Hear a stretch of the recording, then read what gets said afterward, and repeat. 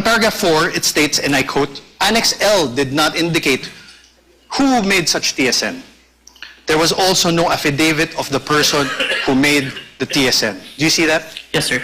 On paragraph 3, it states that, and I quote, Annexes I and K, open parenthesis, DVDs with markings NBI-CNN-C-2412-43-6-2 and NBI-CCN-C-24-12436-2, close parenthesis, were not accompanied by an affidavit of the record and TSN, also affidavit of the one who will execute the TSN. Yes, sir. On paragraph 2, it states, and I quote, the press briefing conducted on October 18 was not recorded and or stored in the DVD, no video submitted, and there was no TSN of the said briefing and the necessary affidavit of the person taking the CSN. Yes, sir.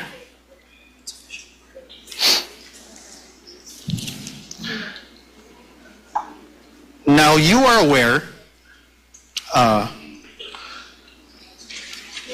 sir, so now, is your memory refresher?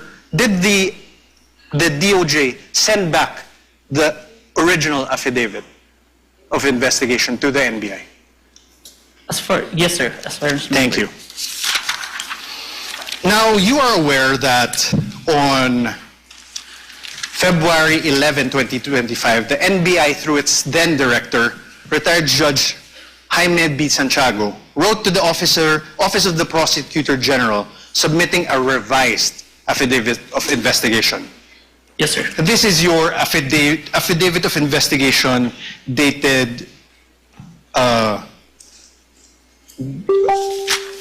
February 10, right? February 10, 2025.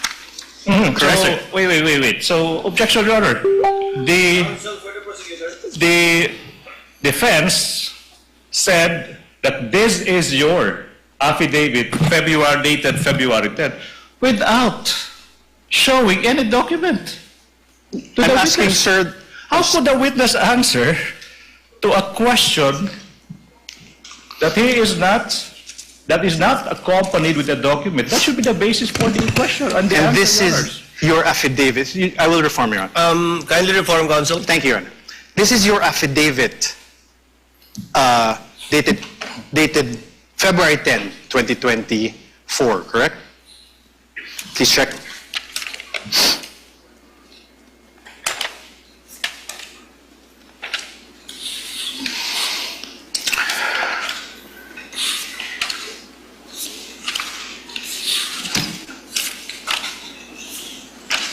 Sorry, sir.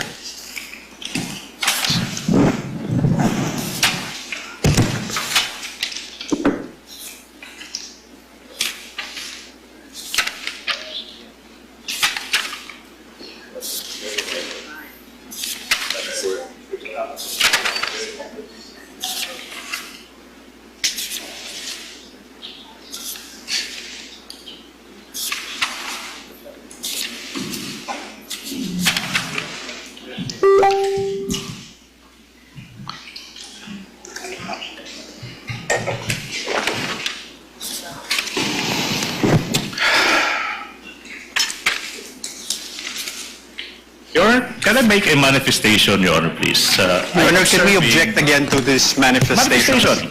I will not even object. I'm being generous. Your Honor, Counsel, let's wait for the witness to review it. It's a voluminous document. And the signature is on the last page. You can make the corresponding objection to Signature. the style, manner, or cross-examination of the counsel for responding at the proper time. Signature. And vote.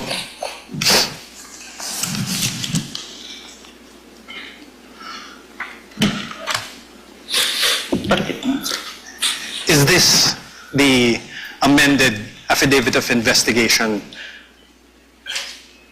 This is a photocopy of the Yes, sir. affidavit, sir. This is the amended one. Yes, sir. The photocopy, sir. Thank you. With the permission of counsel, Mr. Calilong, what was the date of the first affidavit you submitted that was returned by the DOJ to the NBI? As far as I remember, January 30, and was when the certification was issued, we complied with the requirements and submitted it on February 10. That's Have you why there's an issue. identified that affidavit of investigation dated January 30 in yesterday's proceedings? No. Yes or no? Sir? Have you identified the January 30? The one that I identified, Your Honor, is the authentication, Your Honor. Not the affidavit of investigation. So you have not done so. Yes, sir. This one, you have not done so too. Yes, Your Honor. For the record, counsel, you may proceed.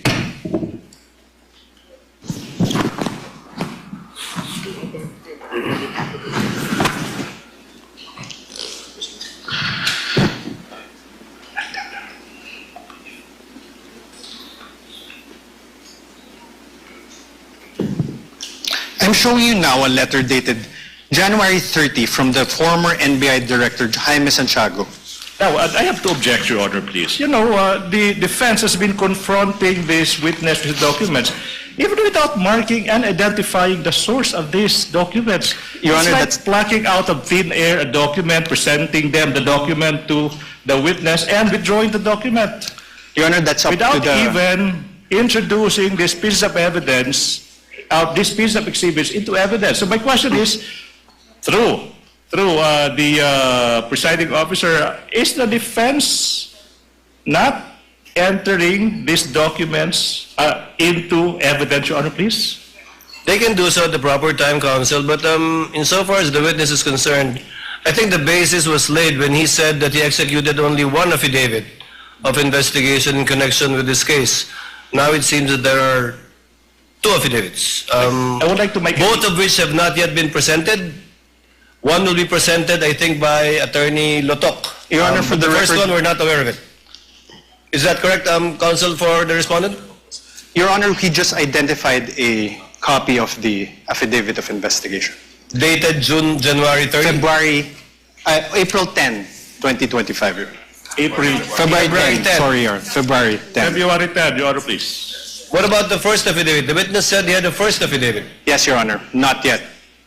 Not yet. Yes. You only cited a January 30 letter Yes, of the Your Honor. former NBI I cited, Your Honor, a Director. certification by the DOJ returning an affidavit.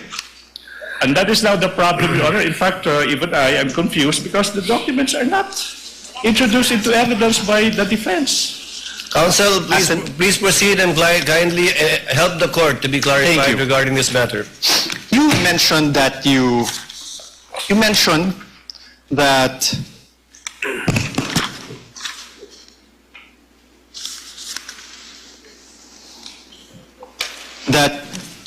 you were aware that the then director, retired Judge B. Santiago, wrote to the office of the Prosecutor General submitting a revised affidavit of investigation on February 11, 2025. I'm showing you now that letter dated February 11, 2025. For the record, this is Exhibit D-4-43 for the defense. Up for the defense, you mean pre-marked? Yes. Post. Because when you say marked as evidence for the Pre-marked. defense, it's not yet. Your turn has, you have yet to present your exhibit, so it should be pre-marked, Your Honor, please. No, it's pre-marked, and I believe both the defense and the respondent and the prosecution also have common pieces of evidence which should decided during pretrial. This is not one of them. Which should decided during pretrial to be marked It's not separately. one of those few common piece of evidence. Yes, there are a few. Sir, Please proceed, counsel, for the respondent. Witness the answer. there is a signature above the name Judge Jaime B. Santiago. Whose signature is that? Your Honor, now I would like to object to the relevance. A letter is being, the witness is being confronted with a letter coming from the former NBI Director, Judge Jaime B. Santiago, and this witness is now being asked to identify whose signature is that. That's obvious. I'll allow it conditionally if you can show the relevance Your Honor- insofar as your ability to test the credibility and the accuracy of the witness is concerned. In the meantime, I'll allow it. Kindly show the connection, counsel. Thank you. Sir, whose signature is this?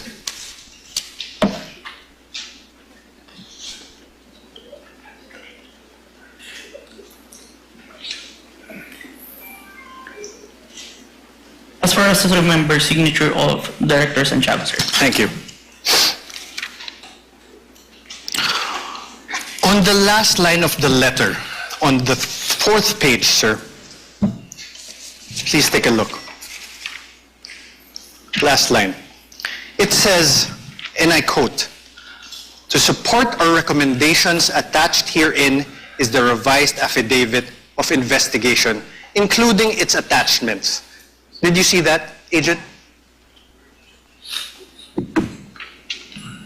Yes, sir. Thank you. And you confirm that the former NBI Director, Jaime Santiago, wrote to the Prosecutor General, Richard Anthony Di Fadolion, a letter dated January 30, 2025. This is one of the documents that you submitted to the Committee on Justice, correct? Where's... Okay, I will show you now. May I have this flashed on the screen?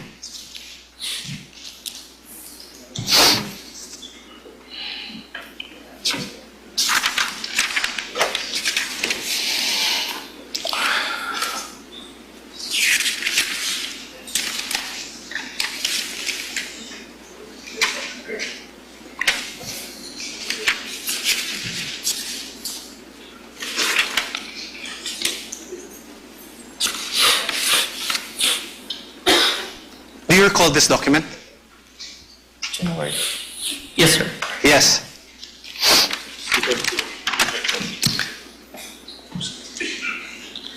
January 30, 2025 is a date earlier than February 10, 2025, correct? Yes, sir. Your Honor, As an answer, Your Honor. Prosecutor. Your Honor, the witness being asked which Your Honor, ask and came answer. first. I mean, relevance, Your Honor. Relevance.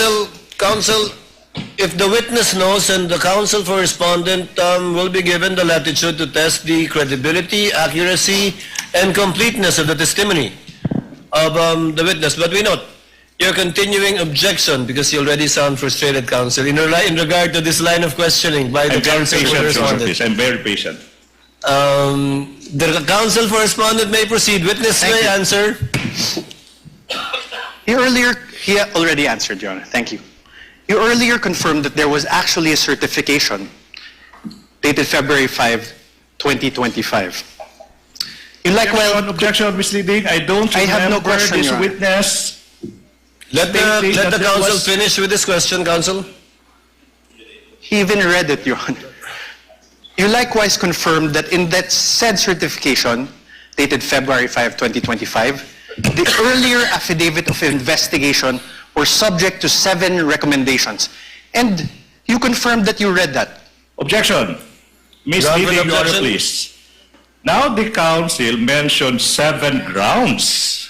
7 grounds, and I don't remember this witness uttering the term 7 grounds. What I do remember, Your Honor, please, is that this witness was confronted with a certification, a letter, whatever, but now the counsel is now asking this witness to confirm the contents of those certifications or letters. Misleading. No, That's Your- not allowed during cross. The counsel is now assuming facts that have yet to be established. Can I repeat that? This witness was only confronted with certifications, letters, dated this, dated that. And now, the counsel now asking, Your do you Honor, please, confirm- he's do you now confirm, testifying. right? Wait, let me finish. Now he is asking this witness to confirm that in that letter there are 7 grounds, as if this witness uttered those words. The ground is misleading, definition. This counsel is assuming facts that have yet to be established through this witness, Your Honor, please. Counsel, again, the witness is not a newbie. I think he can handle himself and would know how to answer if indeed he is familiar or not with what is being presented to him. And thus far, he has responded based on his knowledge of these documents. Chair will allow it. Witness may answer. Sir, Can you repeat the question, counsel? you confirmed that there was a certification dated February 5, 2025. You likewise confirmed that in said certification, Your Honor, compound question. there's no question. Wait. Kindly wait for the presiding officer to recognize you before answering. Yes, Your Honor. Yes. Much Please, obliged, counsel please. for the prosecutors, please finish with your objection. Thank you so much. Can I? Yes, Your please Honor, proceed, counsel. compound questions. The witness is now being confronted with two successive questions without allowing this witness to answer the first question. What makes a compound question? No need to lecture, counsel. Counsel for respondent, please reform. Your Honor, I had no question. I had no question yet. Kindly proceed with your question. Thank you, Your Honor. The earlier affidavit of investigation was subject to 7 recommendations from the DOJ Vague, Your Honor, for case please, build-up. objection vague. The earlier investigation, which investigation is the counsel referring to? We already- Objection vague. We already established, Your Honor, there was an earlier one. This is Overruled again. The witness is competent enough to testify. Overruled. Witness, kindly proceed with your question, counsel. Yes. In the revised affidavit of investigation dated February 10, 2025, that you identified, despite DOJ's recommendation number 6 that you earlier read, Objection, Your Honor, there... objection. Sir, Your Honor, I'm not If yet the finished. ground is... Can we wait for the counsel to finish with this question, counsel, please? Okay, Your Honor.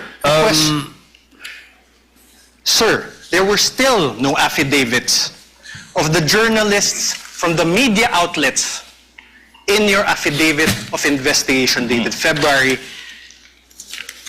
10. Witness, not answer first. Objection, Your Honor, please, misleading. Why is it misleading, counsel? The counsel said the earlier affidavit of investigation. In fact, Your Honor, please, he referred to the February 10 investigation. That's not the earlier investigation. That is the final affidavit investigation submitted to the DOJ. Misleading. Misleading, Your Honor. Your Honor, The presiding officer will ask the question. Mr. Witness, did you attach the affidavits Except for of the two witnesses that viewed the video of the Vice President in the February 10 affidavit? Yes, sir. Let me qualify my answer in number 6, sir. You may do so. In number 6, sir, the DOJ requested an affidavit to be executed regarding the contents of the minutes. I executed an affidavit attesting to those minutes, sir, which I'm part of the interview, sir. But was it attached to the February 10 affidavit? Yes, sir. Counsel for the respondent, your witness. thank you. Sir, but there are no affidavits of the journalists from the media outlets, correct? My question is not found there, Your Honor. Oh, Your Honor, please. My question is I mean, not Your found Honor, there. okay, wait. The counsel is confronting the witness with a document, and he propounded I questions, was and then not- he asked another question, and he took the document away. What's Your the Honor, purpose of that? I was Objection, not- Your Honor, please. My question is plain, Your Honor. Let the Do you- witness peruse the document you presented him with. Let My- him answer that through a document. My question is plain, Your Honor. Your Honor, a witness should be allowed to peruse the document I am that he not- was confronted with. Counsels, please. Witness, I think the witness understood the question. Mr. Calilong, you may answer if you understand the question. I will repeat the question, Your Honor. Kindly repeat, counsel. Thank you, Your Honor. There is still no affidavits of the journalists from media outlets appended on your revised affidavit of investigation. Sir. May I qualify my answer? No, sir. Oh. Just answer a yes or no. Kindly look at the document presented to you. On redirect, counsel can make you explain the disparity, if any. The question is simple. Are the affidavits attached to the affidavit of investigation?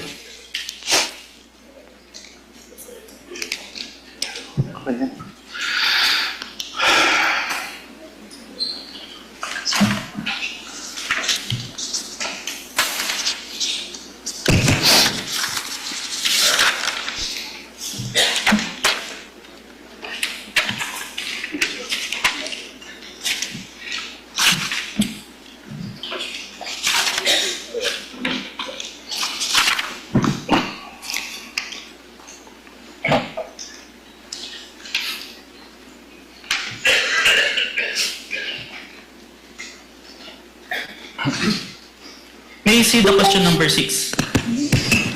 Your Honor, my question does not relate to question number 6. Kindly show the witness, counsel. I will. It will enable him to give an intelligent answer Can we to your please question. flash certification and put it to paragraph number 6? The paragraph number 6 states that only the minutes of meeting with several personalities and representatives from various media outfits were submitted. Although the minutes were signed, there were no individual affidavit executed regarding to the content of the minutes. On this, Okay, sir. I have no So the question. answer is the affidavits are not attached. I have executed an affidavit, sir. No, the Sir, affidavits of the two journalists are not attached. I think that's the only question of Yes, sir. counsel for the respondent. Thank you, Your Honor.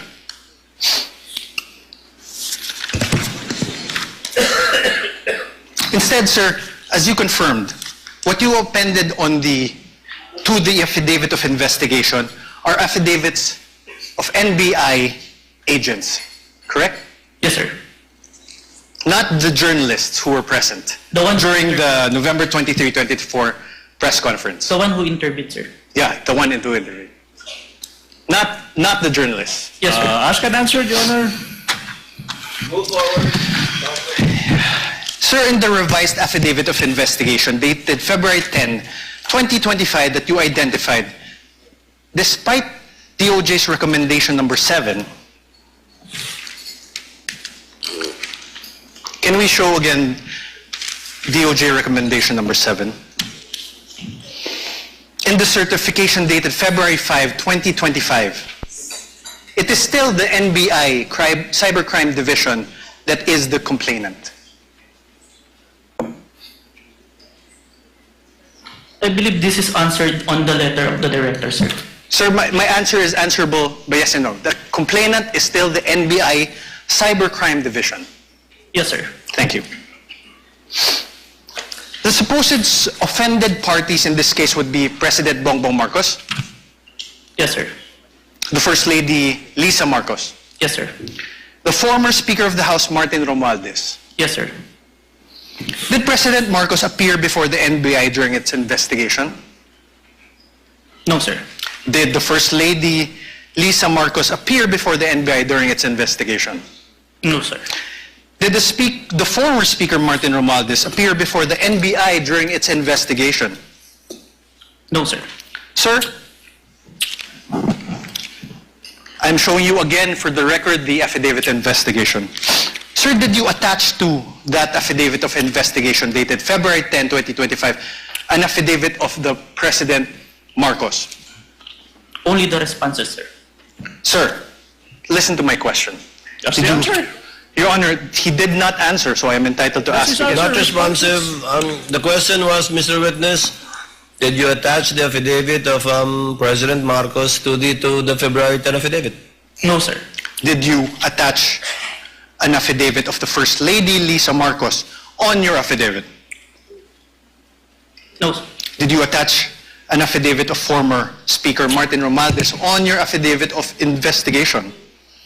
No, sir.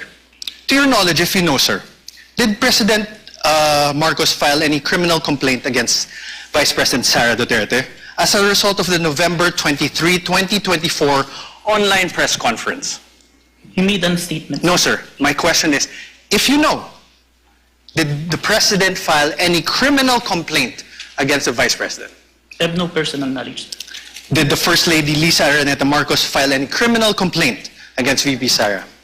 I have no personal knowledge. How about the Speaker Martin Romualdez? Did he file any criminal complaint against VP Sara as a result of the November 23, 2024 online press conference? I have no personal knowledge. Did you really investigate this case? Oh, Your Withdrawn, Honor, Your Honor. argumentative, Withdrawn. Your Honor, please. Withdrawn. Did you really investigate this?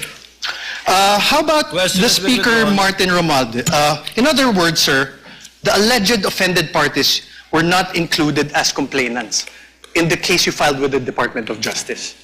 Yes, sir. Thank you. Please. Thank you.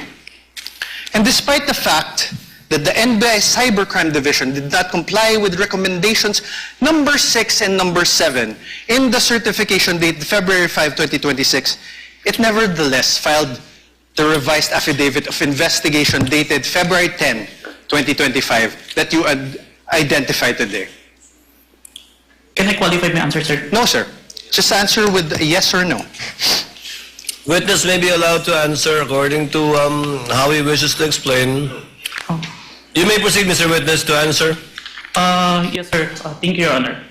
For this case po, we complied with the requirements of the DOJ. That's why we secured a second certification wherein our documents is enough for preliminary investigation, sir.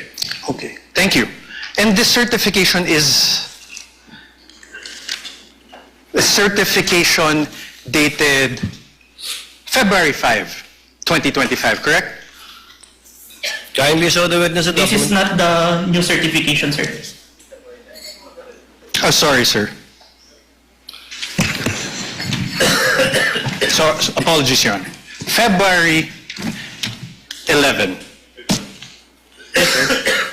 This was also executed by Senior Assistant State Prosecutor J.V. Lawrence B. Bandong, correct? Yes, sir.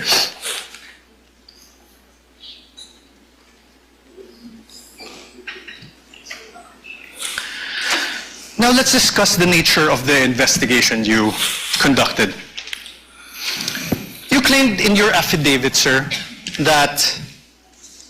affidavit of investigation, that the NBI began its investigation into the VP's remarks because it was directed by the DOJ to do so. Motu proprio and directed, sir. Okay. Do you understand what you just said, sir? Oh, Yes, sir. oh.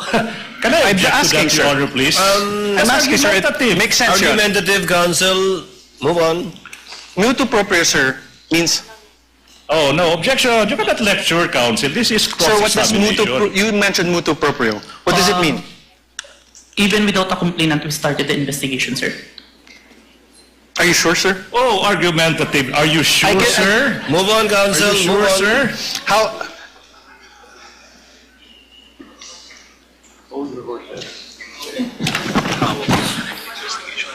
How about direct investigation? What does that mean? Your Honor, okay, never mind. Directed investigation. What does that mean? There is instruction from above, sir. From? Above. From Above. upper. What does above mean? It may be the DOJ or the higher. Higher. What's higher than the DOJ? Based on that, it's only the DOJ, sir. Based on you said above the DOJ, sir. No, sir. Above the Sir, NBI, you said above. May I ask for a Argumentative, Your Honor. Counsel, Argumentative. counsel, again, I would have to sustain the objection. It is argumentative. I heard All the right, answer, and he meant as a general term above, but referring apparently to only the DOJ in this particular instance. We submit, Your Honor. Please proceed. You confirmed that the NBI Cybercrime Division is the complainant in the case against the Vice President, and that the DOJ filed this with the NBI filed this with the DOJ. Objection, compound, Your Honor. That's a No compound question, Your Honor. That was just a statement. Counsel, Oh, kindly wait. exactly. Your Honor, a He's laying statement. the basis for a question. Go to your question, counsel. Sir, the NBI, of course you're from the NBI, is under the Department of Justice. Yes, sir. Your Honor, we can take judicial notice of that. We Your cannot- Honor, if I'm on cross, Your Honor. I know, but I'm on cross. there are things that No. will not be discussed. Your Honor, please. Counsel- Can I, Your Honor? Your Honor, please. Counsel, let's give him some latitude. second- Much obliged, Your Honor, much Although we obliged. can't take judicial notice of that, it's part of his cross-examination. Yes, thank you, Your Honor. The Secretary of Justice is meanwhile the head of the DOJ, correct? Yes, sir. It's the Secretary of Justice exercises control and supervision over the NBI. Yes, but even No more questions. The witness is Yes or no, answering. Mr. Witness? If you know. Can you repeat, sir? Mr. Witness? The Secretary of Justice exercises control and supervision over the NBI. Yes or no? We are under, sir.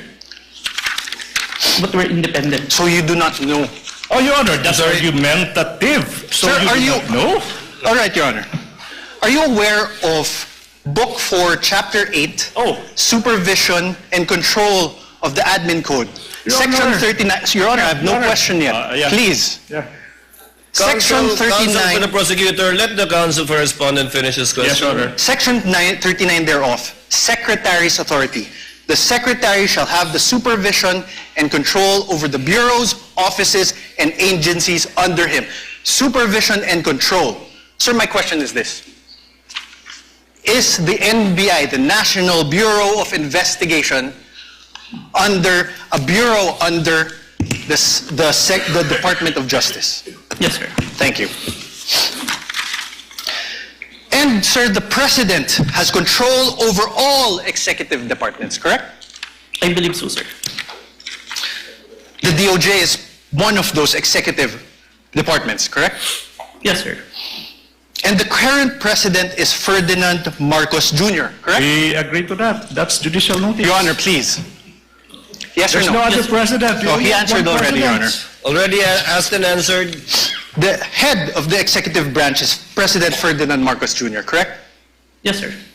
The very same Ferdinand Marcos Jr., who you said was an offended party in the case against Vice President Duterte. Yes, sir. So, in other words, the NBI investigated and filed the complaint. The DOJ directed the investigation and will determine whether the case should proceed to court.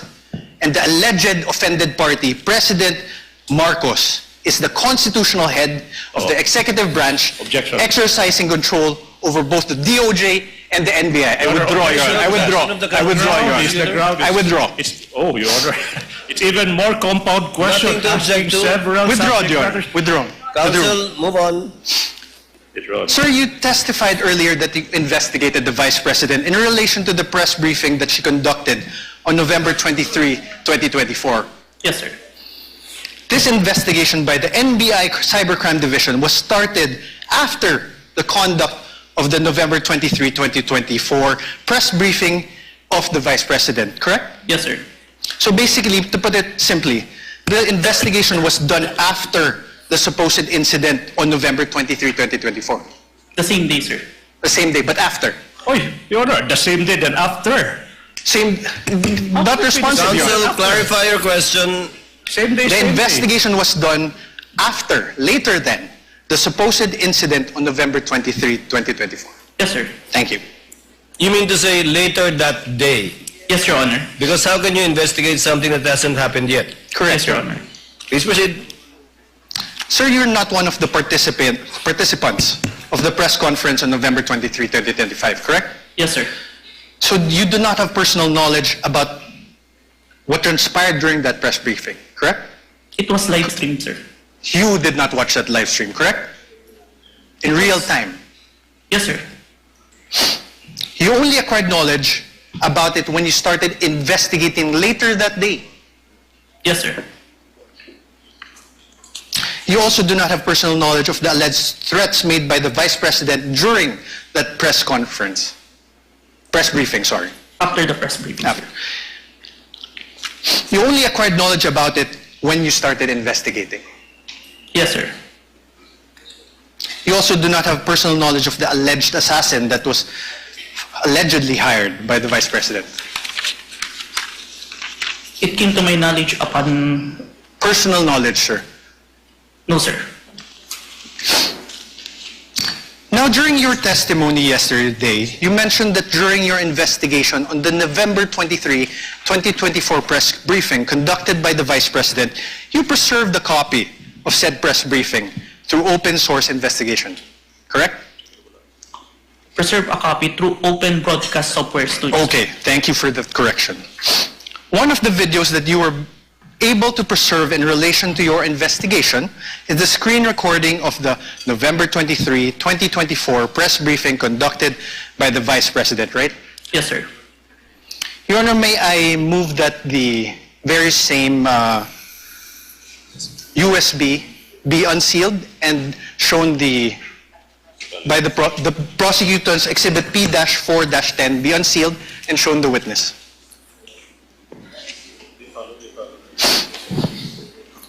Counsel for the prosecutor, so instructed.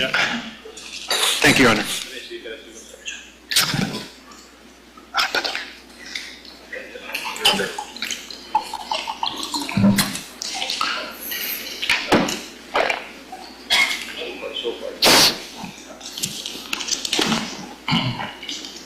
Okay ka lang po.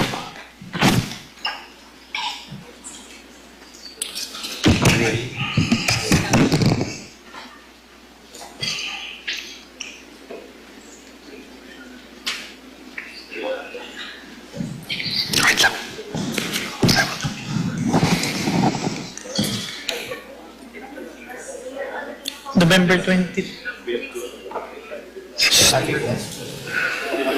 This is Exhibit P-4-10, I believe.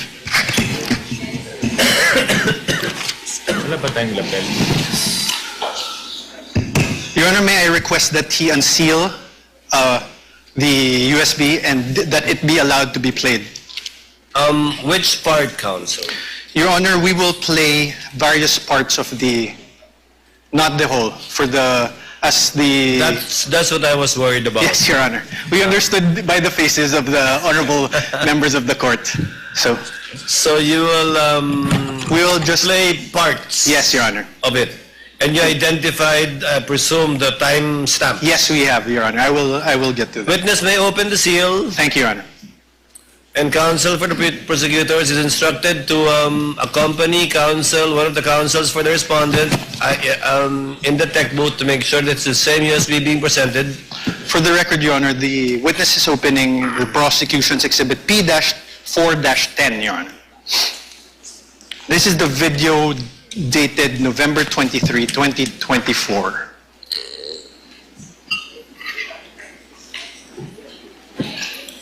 I have unsealed the flash drive, sir.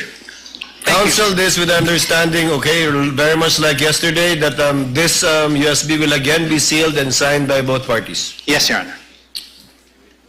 Your Honor, we request that this be played. Here, brother.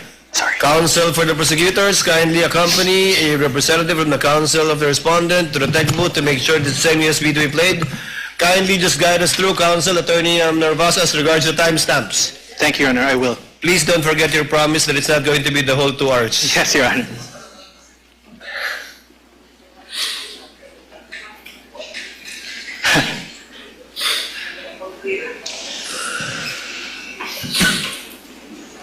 Waiting. Senator Judge Pia Cayetano, what is your pleasure, ma'am? Yes. If it's possible, Mr. President, if our Secretariat can install a monitor here because magkaka-stiff neck na po ako watching this. And it really doesn't look nice that I'm slouched there looking this way. So, and then this one here is a little bit, not for videos, but for the copies of affidavit, it's quite difficult. So if they can put one here, Secretariat. the others want another, but I can speak for those in the front row we would like to request. Thank you. The clerk of court, rather, is instructed to kindly install a TV monitor in front of the tables of the counsel for the parties instead of at the witness stand. Both sides.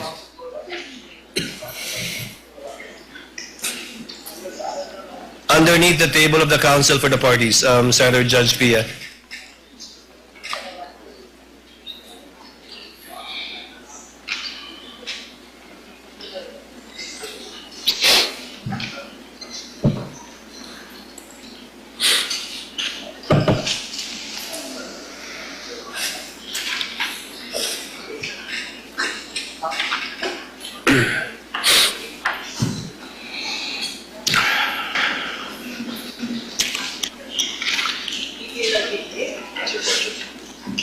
Counsel, for the record and for reference, kindly identify the timestamp that you will be playing. I presume in chronological order. Your Honor, for the record, we are showing the witness a part of the video marked as the prosecution's Exhibit P-4-10. First video, the timestamp around 0001:27 to 0002:20 of the November 23, 2023 press briefing as contained in the video that you identified yesterday, sir. Your Honor, may we ask that the video be played at those specific timestamps? I do an apology. And then, ang sabi po nila, I just have to do an MR. And I did an MR, but they did not rule on it. And then suddenly they have an order transferring me. When ang nauna naman na order ng final ng lawyers namin was an MR to lift that order of contempt. Because they said that was the procedure. If they were not able to rule on that, how were they able to come up with an order, to transfer me to the women's correctional in the dead of the night? I mean, Bakit ganun? Wala na bang rights yung mga tao? They just go to your room and then just get... Bakit?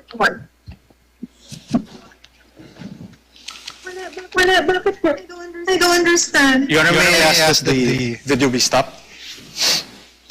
Sir, do you know who that is in the screen in the video that you identified?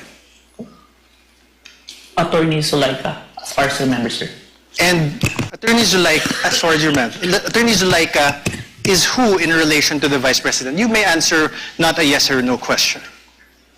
As far as I remember, she is the COS. COS meaning Chief of Staff, Chief of right? Staff. And she is there in that video because she was cited in contempt by the House of Representatives, correct? If you're aware, you're the investigator. Prior to the... Sir, my question again.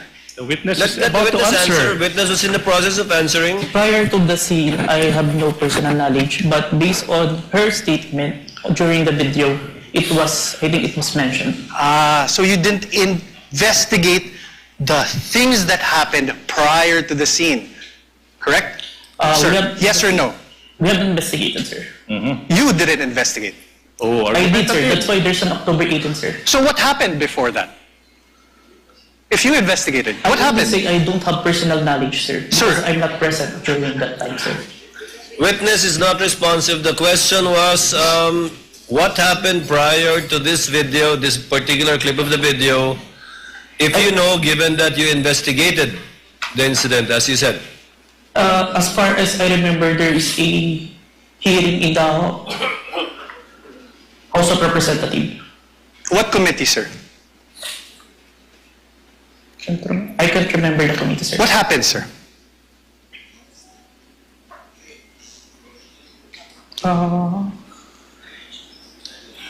COS was cited in contempt, sir. By who, sir? I can't remember the exact, sir. But you investigated. I withdraw, Your Honor.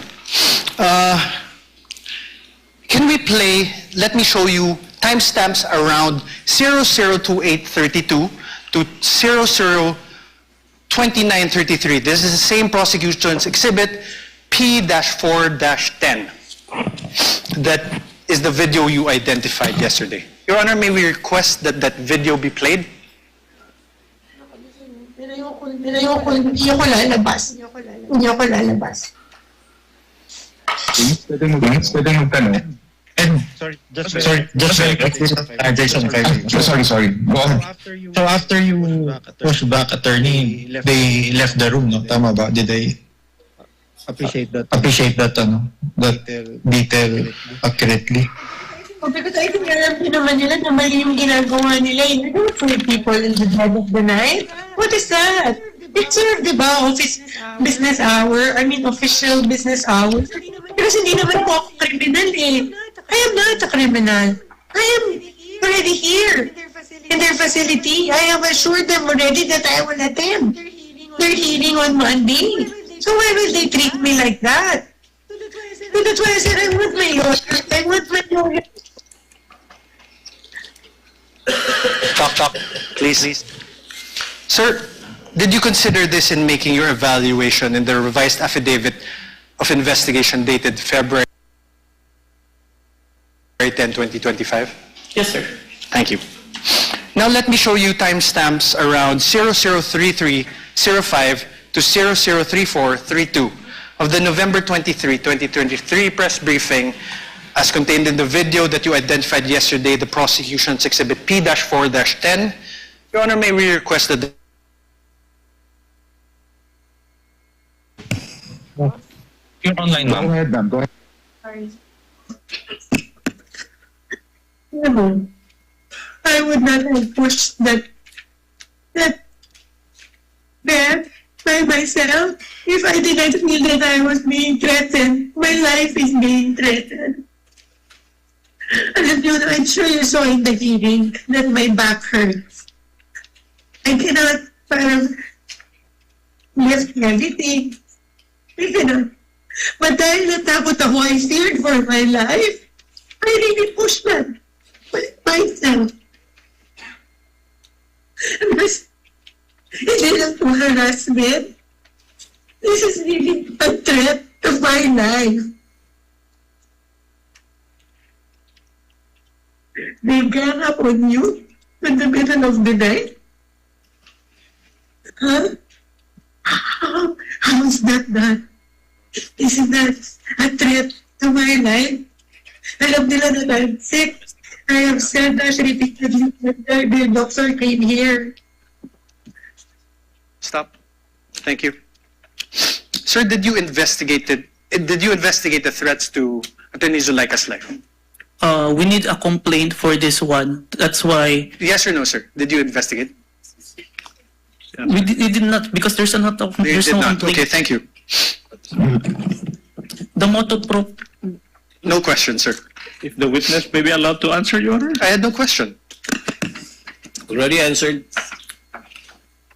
Did you consider this part in making your evaluation in the revised affidavit? Asked and answered. He said This is a yes different earlier. part, Your Honor. This is a There's different part. Did you When does the consider answer- this part in your evaluation, the revised affidavit of investigation dated February 10, 2025? Yes, sir. Okay, so despite considering these parts of the aforesaid videos, the NBI still recommended the filing of complaints for grave threats and inciting to sedition only against the Vice President. Yes? May I qualify my answer, sir? No, sir. Yes or no? There's a reason why Sir, your counsel may ask you questions. This is my turn. Proper Sir? subject matter for redirect. So, despite Counsel, considering these parts of the videos shown to you, the NBI still recommended the filing of complaints for grave threats and inciting to sedition against only the Vice President. Yes, sir.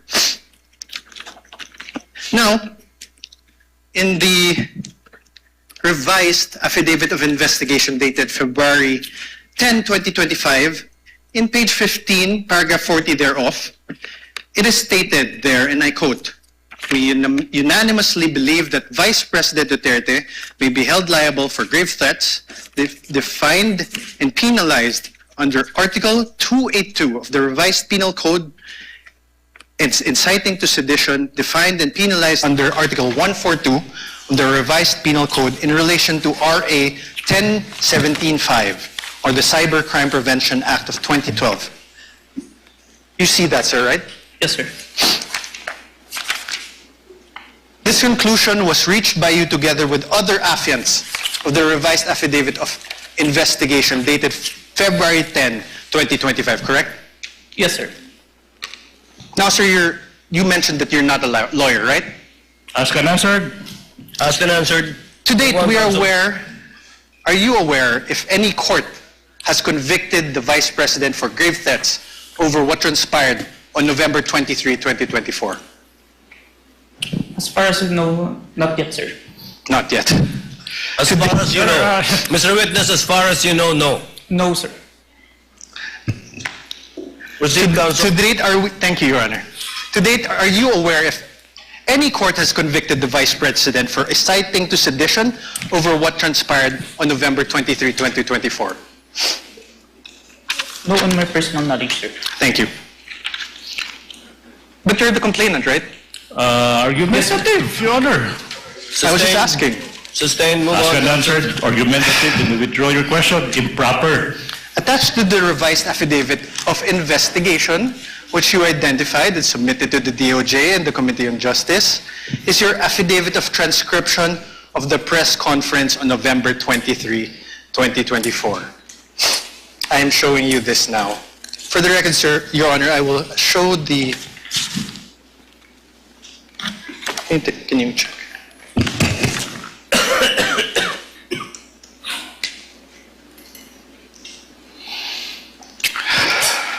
So please take a look.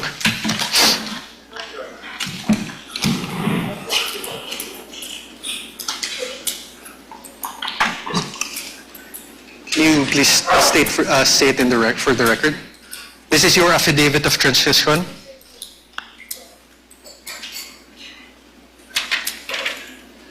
Yes, sir, this is a photocopy of my affidavit of transcription, sir. This refers to the press conference on November 23, 2024?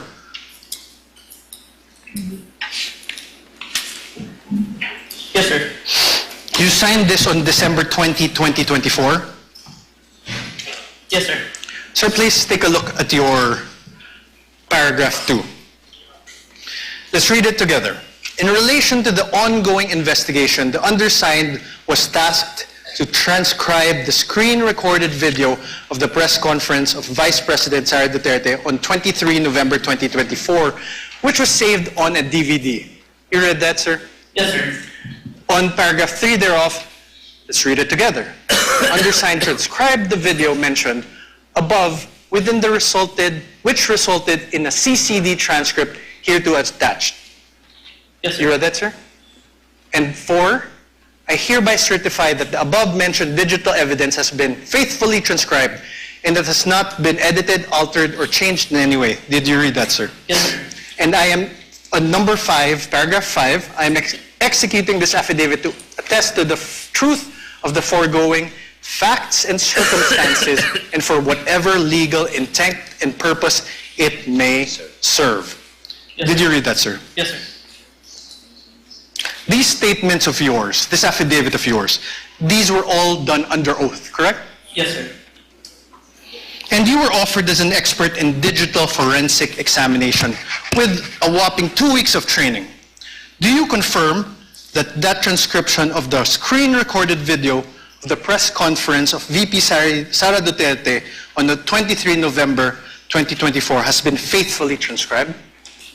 I don't remember that I was introduced as expert, but a competent witness. Okay, sir, but my question is, the press conference of VP Sara Duterte, that the transcription of the screen-recorded video of the press conference of VP Sara Duterte on 23 November 2024 was faithfully transcribed by you. Yes, sir.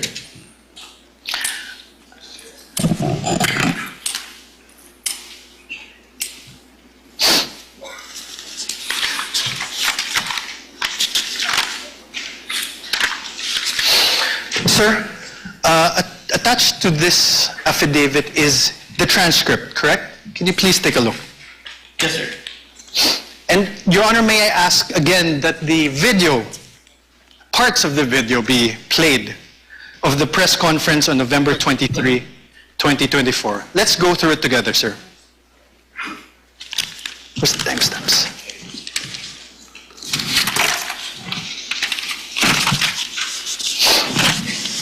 First, let's go to around timestamp 00446. Your Honor, may I request that the video be played? Sir, please. Steps after this order, are you going to file? Are you going to trigger na po ba, ma'am, the filing? I am not leaving this room. I am here in the House of Representatives detention facility for 5 days until the hearing on Monday. Nobody can come in here and demand to transfer me in the middle of the night. I have my right. Okay, ma'am. Any crime. I am not leaving this room. Stop. Okay. Yan po, ma'am. You heard that, sir? Do you want to repeat it? I heard it. Or you heard it? Sir, in the first, you see also where that part is? Can you see it? Start with the question with Red Mendoza, sir. Okay, after the Zuleika Lopez. Did you hear that? Yes, sir. Okay. Mr. Witness, kindly speak to the mic. Yes, sir. Yes, Your Honor. You heard, she said, I am not leaving this room. I am a detainee here in the House of Representatives detention facility for 5 days until the hearing on Monday. That is the first sentence, sir. My question is this. Does your transcript have the words, a detainee? Can you repeat the video, sir? Okay, let's do it.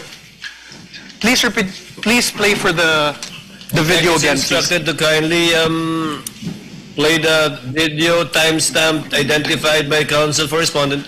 You're going to trigger na po ba, ma'am, the filing?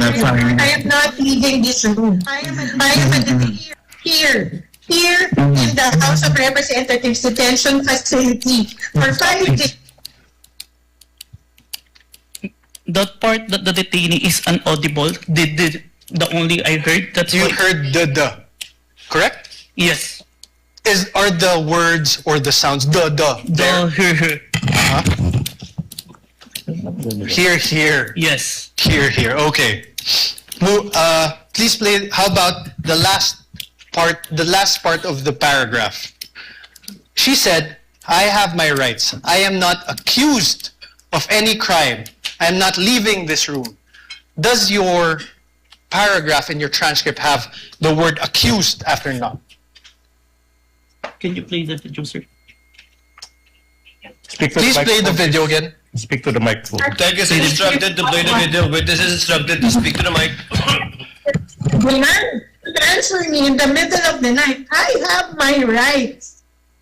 I am Okay, not ma'am. accused of any crime. I am not leaving this room. More. Play, please. Okay po, ma'am. Yun lang po, ma'am. Thank you po, ma'am. Wait. Back. Any other question? 0446. I'm sorry, ma'am, kasi I understand, ma'am. Ma'am, this is my last question and I'm very much sorry ko. I'm so triggered na po ba, ma'am, sa filing? I am not leaving this room. I am here in the House of Representatives detention facility for 5 days until the hearing on Monday. Nobody can just come in here and demand to transfer me in the middle of the night. I have my rights. I am Okay, not ma'am. accused of any crime. I am not leaving this room. Stop. Okay po, ma'am. Is the word accused in your transcript? What I heard is root, sir, The root. of any crime. The root of any crime. Yes, sir. Let's play 001238. Can you please go to 001238? Zero, sir. That's correctional. Namin nila sa iyo. Yung content. Diba? Sinabi nila sa iyo, isip namin yung content. I-focus niyo yung apat. Sabi nila, sa akin, if you notice it earlier in the hearing, sinuspend po ng Chairman Chua yung... Wait. yung Stop, please. Your Honor, please. Now, I'm now registering my objection as to the relevance, Your Honor, please. If I may explain, Your Honor, of this line of questioning, Your Honor, please, if I may. Counsel may explain his objection. Your Honor, Please. please. This witness already identified the video containing the contents of that press conference on November 23, 2024. And the counsel is now confronting this witness whether there are minuscule portions of the 2-hour video like detainee, accused, whether this appear in the transcription. Now the question, the basis for the objection is irrelevant. How can it be relevant? How can it be relevant, assuming but not conceding that these two minuscule words, detainee and accused, are not reflected in the transcript, when in fact this witness said he investigated not only on the basis of the transcript, but on the basis of the video that he himself viewed? What's the relevance? Overruled part of cross to test the accuracy and the truthfulness of the witness insofar as his transcription of the video is concerned. Thank you. Counsel may proceed. Thank you.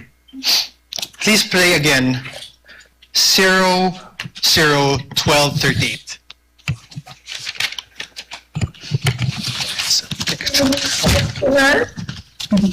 Namin nila sa iyo. Yung content. Diba? Sinabi nila sa iyo, isip namin yung content. I-focus niyo yung apat. sabi nila, sa akin, if you notice it earlier in the hearing, di ba, sinuspend po ng Chairman Chua yung session. Tapos, nung sinayin po ako ni Congressman Castro in contempt, then after that, nag-rule sila. Tapos, then sinuspend niya. Tapos lumapit po sila Nagdahadok sila, and then they called my lawyer, and then told him what to kausapin ko. So lumapit ako, and I really apologize. I said, you know, that letter to the Commission on Audit was really a position of the agency. It is our stand, like all, di ba, like, meron kang points na gusto mo i-raise. We respectfully parang raised our points to the Commission on Audit. Alam ko, hindi naman po yung mali kasi that was our right as an agency. Because there was an ongoing audit investigation. Pero hindi naman namin kinukuha.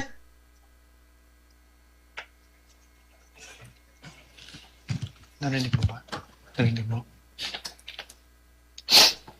Did you hear the Vice President speaking?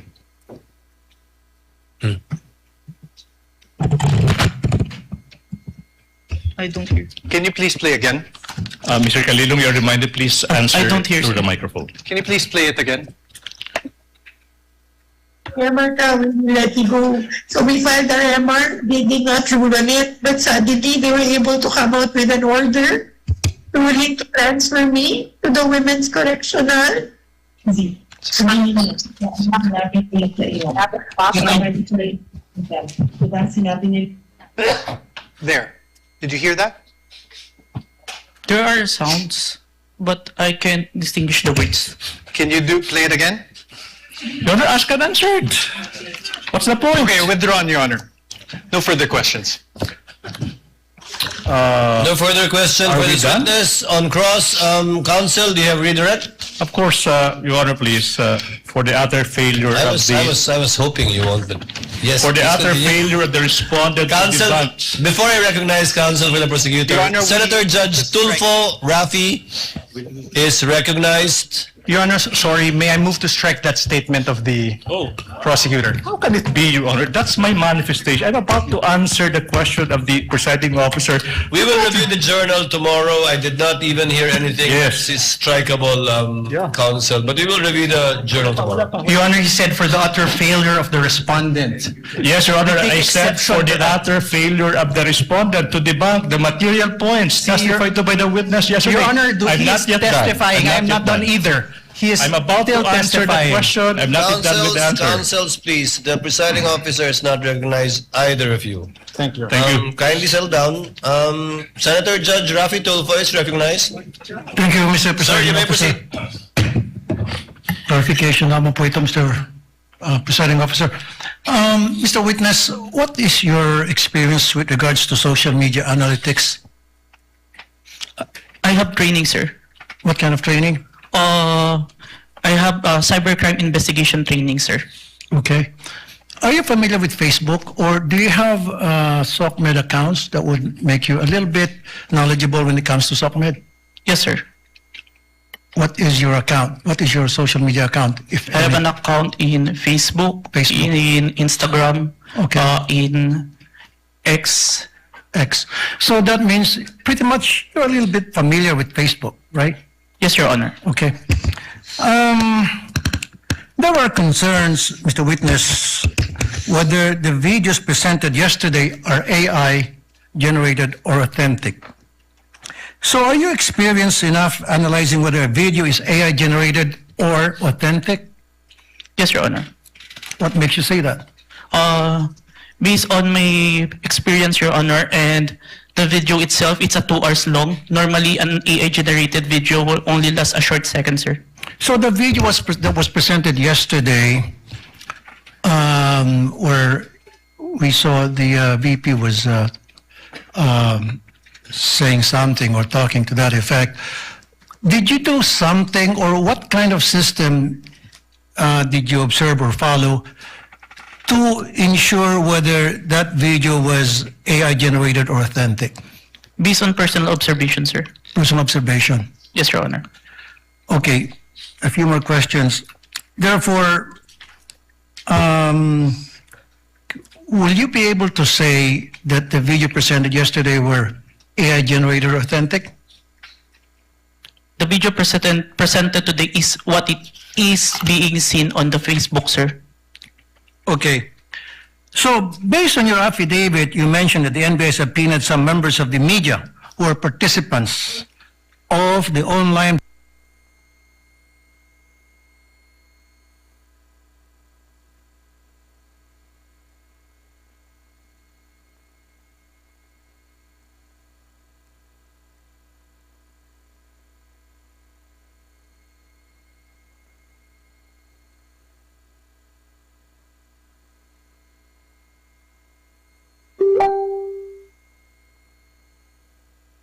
press con on November 23.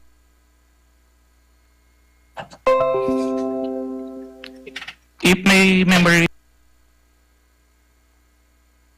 serves me right, it's JC Kainihinan, sir. Okay. Who is JC? Staff of the Office of the Vice President, sir. Okay. Who are the participants? And how many participants were there, if you can remember? As far as I remember, it's at least 40. 40. Okay. Were there mainstream media or anybody from the broadsheets at that time? There are, sir. There were. Yes, sir. Do you know how many? Approximately, give or take? We have the one that we have issued subpoena, sir. At least 6, sir. 6. Okay.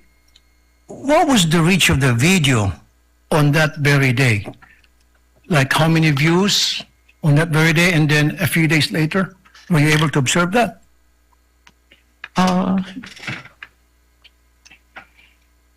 I can't remember, sir. You can't remember. Okay. How did it spread? O paano kumalat sa SOCMED yung videos that was presented yesterday, as far as you know, when you did an investigation? It became trending, sir. It became trending. And my last question is, kasi in-establish dito is inciting to sedition on top of yung sa sinasabing grave threat. Ano yung mga comments na napansin mo doon sa video? Can you give us an example? One of the comments, because on the video November 23, there were mentioned about people power when asked a question by Princess Maui.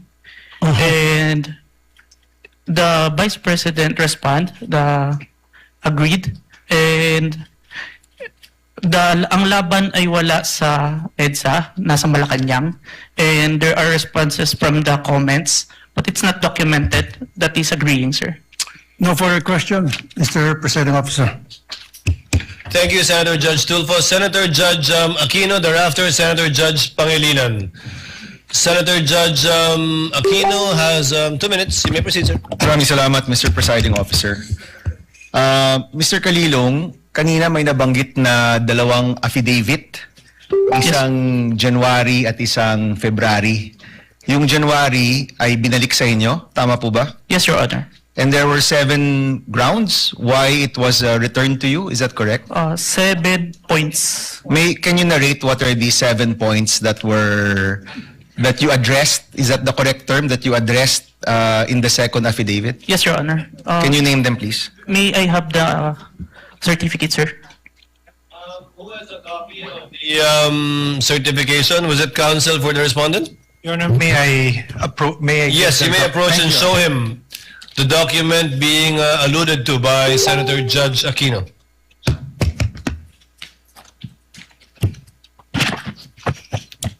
Note 1. There is no affidavit of the person who recorded the video entitled BP November 23 Press Con at Batasan through Open Broadcast Super Studio and in turn stored in the DVD. Number 2.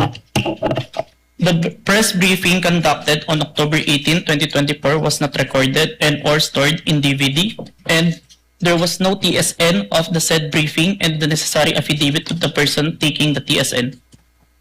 Number 3, Annex I and K DVD with markings NBI-CCN-C-24-12436-2 and NBI-CCN-C-24-12436-2 were not accompanied by an affidavit of the recorder and the TSN.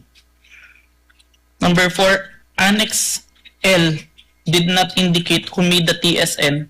There was also no affidavit of the person who made the TSN.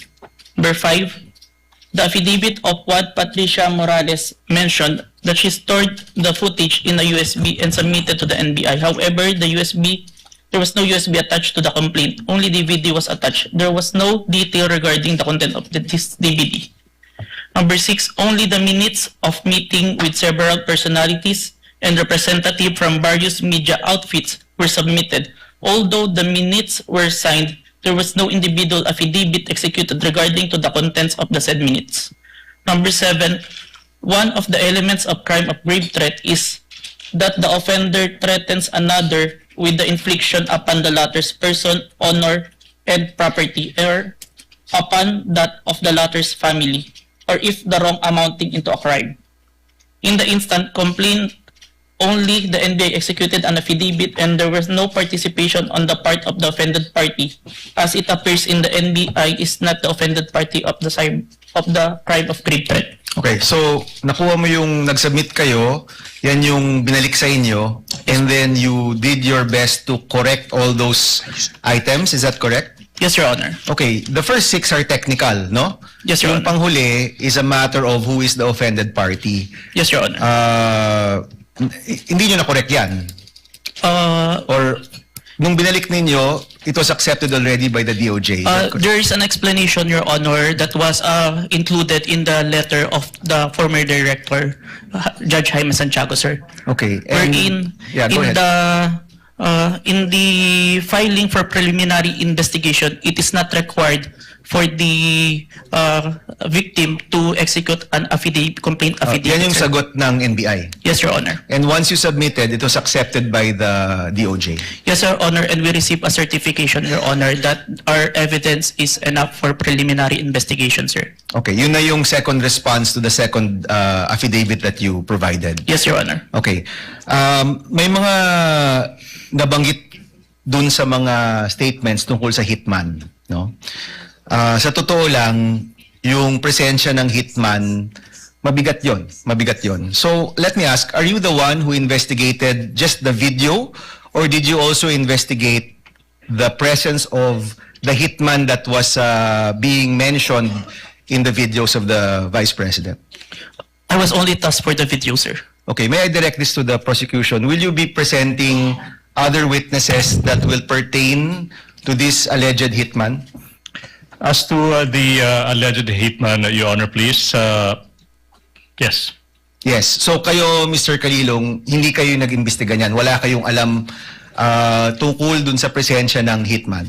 Yes, Your Honor. Okay. Mr. President, I will refrain from my questions and wait for the witness pertaining to the hitman. Maraming salamat. Noted and entered into records, Senator Judge Pangilinan, thereafter Senator Judge Ontiveros, and then Senator Judge Villanueva. Thank you, thank you. You have 2 minutes. Thank you, Mr. Presiding Officer. The question is to the witness. Kanina tinanong sa iyo ng Defense Counsel o Counsel for the Respondents na kung ikaw ay abogado. Ang sagot mo hindi. Yes, sir. Ikaw ba degree holder? Yes, Your Honor. Ano ang degree?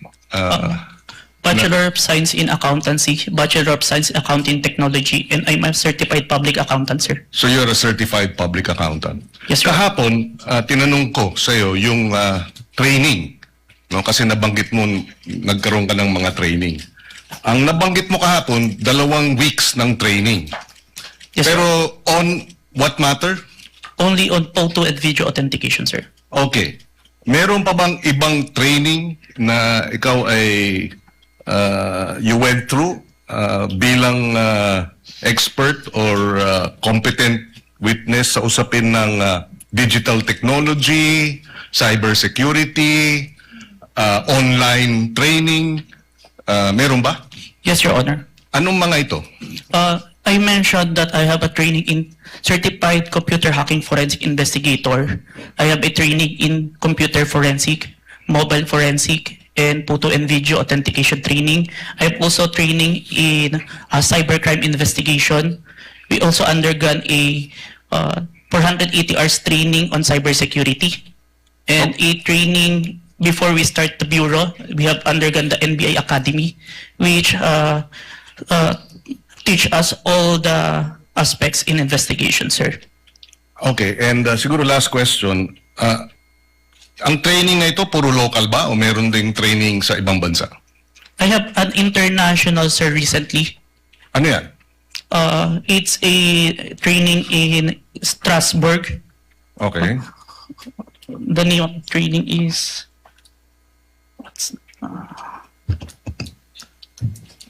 Saang lugar na lang, Mr. Witness? Strasbourg, Germany?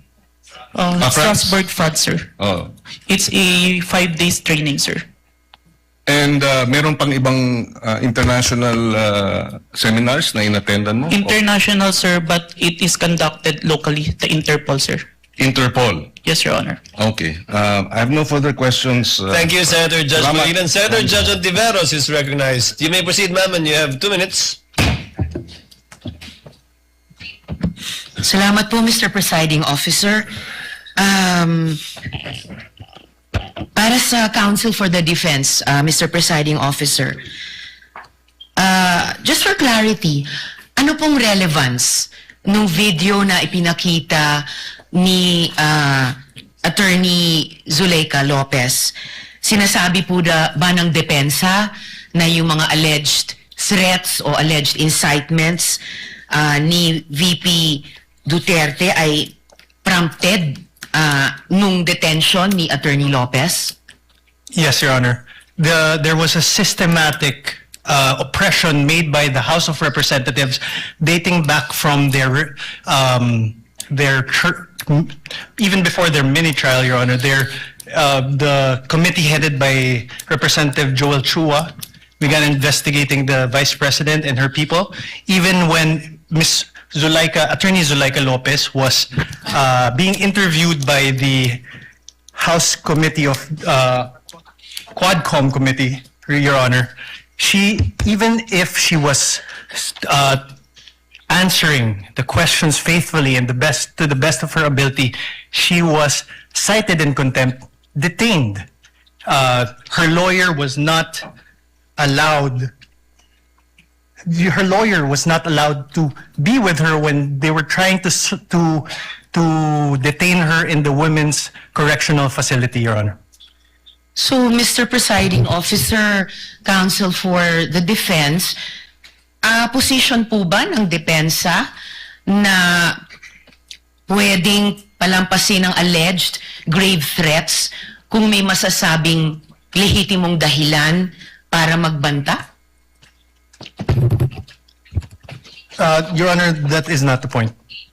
No. Mr. Presiding Officer, I am making a point through my question and I am asking the good counsel for the defense dahil sinabi nila there was a systematic oppression that yes, yan po ang nag-prompt nung alleged grave threats and alleged incitements ng Vice President na prompt po ng detention ni Attorney Lopez na kanyang inilarawan sa ipinakitang video kanina. Kaya itinatanong ko kung yan ba ang posisyon ng depensa na pwedeng okay lang or pwedeng tanggapin ang grave threats kung may masasabing lehitimong dahilan para magbanta. Yes, Your Honor. Before Counsel Yes, Mr. Presiding responded answers, although he already answered in the affirmative, You know, Your Honor, I was just referring to before. we'd like to remind the senator judges to be cautious in making counsels for either party make conclusions of law and fact instead of presenting evidence through a witness they will present or through direct, cross, redirect, or recross. Because if he answers Senator Judge Ontiveros, that would effectively place on record a conclusion of fact and law, not drawn from a witness, which they can very well do so during their closing remarks. And when I allow him to speak by way of repartee to the peroration yesterday and discussion yesterday by counsel for the prosecution. But other than that, as agreed with some of the senator judges, we would try to limit the answers of the counsels for the parties. With your indulgence, Senator Judge Ontiveros, please. I submit, Mr. Presiding Officer, may I just in closing make of record that I also appreciated and also submitted to the ruling of the presiding officer yesterday because I appreciated that it partook of the history of impeachment proceedings in this court. Pinag-aralan ko rin po ng maigi ang mga nakaraang mga impeachment trials at di hamak na pati noon, naging liberal ang pagpapahintulot nila sa mga katanungan. Katanungan ng mga senator judges para lang mas maliwanagan ang iba't ibang punto. So I again thank the good presiding officer and again reiterate my submission to his ruling and thank the good counsel for the defense for his response. We thank Senator Ontiveros for indulgence and understanding. Senator Villanueva. And thereafter, Senate President Gatchalian. You may proceed, sir. You have 2 minutes. Thank you, Mr. President, Mr. Presiding Officer. May I just point out something to the witness? Mr. President, Your Honors, the witness mentioned yesterday that reported statements of the Vice President were referred to the Presidential Security Command and evaluated in coordination with the National Security Council. Just to assist the court in evaluating the relevance and weight of the government security response in determining whether the respondent's conduct constitutes an impeachable offense. May we know from the witness could the witness explain yung threats po ba, how threats against the president are ordinarily assessed by the government? Kasi dito yung lumalabas yung pag-weigh natin whether or not meron bang bigat yung threat o ito'y ordinaryong threat na nangyayari sa pang-araw-araw nating buhay. Specifically, Mr. Witness, what factors are taken into account in evaluating a reported threat and in determining appropriate measures? I can't answer on the part of the NSC or TNO because I'm not part of the institution. In your in your capacity as an In my agent? capacity, Yes. what of the consideration if it's a active threat, if it's the one giving the threat is capable of doing so? Meaning, If someone high-ranking officials, and if you say an hierarchy official, have a capability or power over to implement those such threat, it is considered, sir. example, a mayor, perhaps? Would you say a high-ranking official? A congressman? Or yung basihan po ng kanyang threat. Kunyari, ang threat ko, dadalhin kita doon sa buwan. Wala naman akong space shuttle. So, wala din pong bearing yon. Is that the correct assumption? Not only, sir, but also how it was delivered, sir. Like what was mentioned in that I mentioned previously, it was mentioned that no joke, no joke. It's a serious. So that is the One of the considerations, that's sir. the consideration. Thank you very much. And lastly, Mr. Witness, you made mention na submit mo sa DOJ noong January 30. Is it the same affidavit that you submitted to the HOR? The one that submitted to the HOR is the affidavit dated February, sir. So that's the latest. Yes, sir, the one that complied with the requirements of the DOJ, sir. Thank you very much for that clarification. Thank you, Mr. President. Thank you, Senator Villanueva. Before I recognize Senate President Gatchalian and thereafter Senator Erwin Tulfo, may I remind Attorney Narvasa that your 5 minutes, you will be given your 5 minutes after the questions of the senator judges and before we recognize the counsel for the prosecutor for his redirect. Senate President Gatchalian is recognized. Your You may Honor. proceed, sir. You have 2 minutes. Thank you, Mr. May I be Presiding clarified? Officer. I believe that we would do it after recross. So I heard cross. Sorry, After Your we Honor. cross. Yes, Your Honor. Thank you, Your Honor. Better for us. Yes, Your Honor. Thank you, Mr. Presiding Officer. I just have a few questions, clarificatory questions. Narinig ko ho kanina ginong testigo na nasabi niyo may 40 media personalities doon sa press con. Tama po ba? Yes, Your Honor. Pero ang inyong inimbitahan, 6 lang. Yes, Your Honor. Bakit 6 lang? The 40, we see the number of participants, but the number of person who asked the Vice President during that time, it's limited. And we consider who we sure that is present during that time, Your Honor. Meron bang kayong criteria kung paano pipiliin itong mga media personalities or kung sino lang ang nagtanong? Kasi kahit hindi ka naman magtatanong, nandoon ka naman, naririnig mo yung mga diskusyon, meron ba kayong criteria kung paano pumipili ng media personalities? Yung sure po namin na present during that time, kasi kapag hindi po kasi kayo nagtanong, hindi po magpa-pop up yung mukha nyo tsaka yung pangalan nyo. Okay.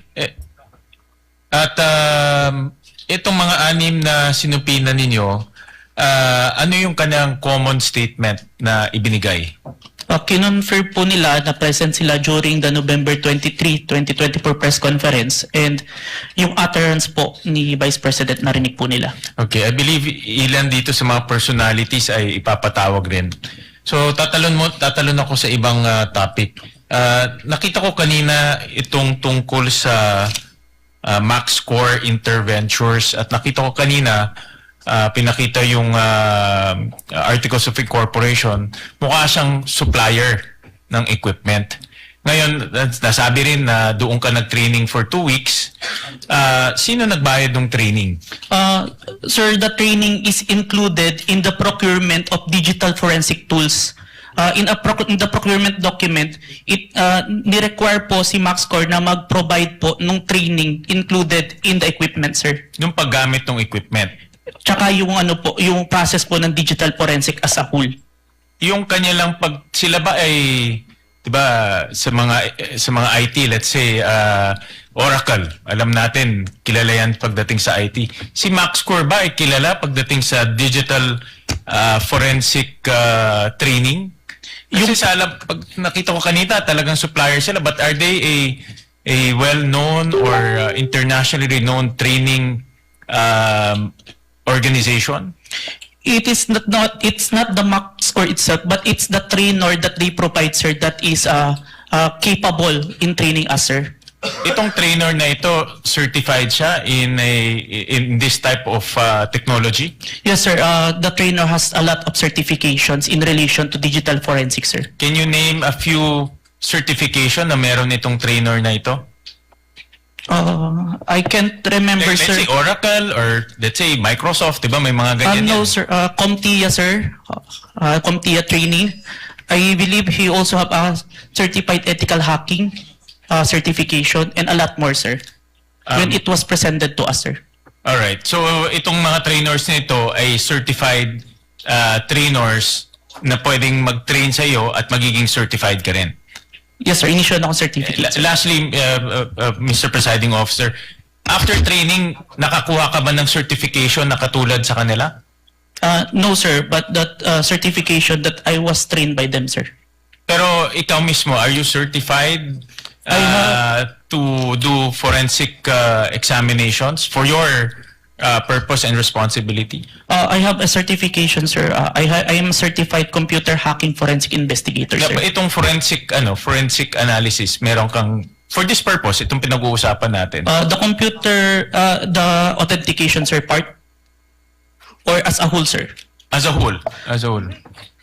I have a certification in computer hacking, sir, specific. But I have trainings in relation to the... Iba yung hacking yung pinag-uusapan natin. In forensic examination ng video, forensic examination ng mga ganitong bagay, meron kang certification doon? I have certificate, sir. Alright. Thank you, Mr. Presiding Officer. Senator Judge Erwin Tulfo, thereafter Senator Judge Marcos. You may proceed, sir. You have 2 minutes. Maraming salamat, Mr. Chair, Mr. Presiding Officer. Ang katanungan ko po ay para sa ating testigo. Batid ko po na sa ilalim ng Republic Act 10867, sa ilalim po ng Section 4, ang kapangyarihan po ng inyong ahensya na mag-imbestiga kapag ng mga krimen, partikular na tulad ng mga banta sa buhay ng Pangulo, ikalawang Pangulo, Senate President, Speaker of the House, at Chief Justice. Tama po yun. Yes, Your Honor. Kahit na lalo pat pag ito ay may kaugnayan sa national security. Tama po? Yes, Your Honor. Pero ang tanong ko po, ang pagsasampa po ba ng kaso, nasa mandato rin po ba ng NBI na magsampa ng kaso doon sa mga tao na nagbanta sa buhay ng Pangulo, ikalawang Pangulo, Senate President, Speaker of the House, Chief Justice? Is it automatic or kailangan mag-request sila sa inyo? Matik ba yung pagsasampa ng kaso doon sa nagbanta? In this case, is it automatic or wala lang, kasama sa mandato niyo yun to file charges dahil binantaan mo Pangulo o si Vice Presidente kung sino mang yang 4 na matataas na opisyal natin or 5 matataas na opisyal natin? Ang basis namin doon, Your Honor, is yung primary objective namin to investigate cases to the threat to the President, Vice President, Senate President, Supreme Court. And if we found that the evidence is enough that there is a crime committed, we will file a case because that's the output of our investigation, sir.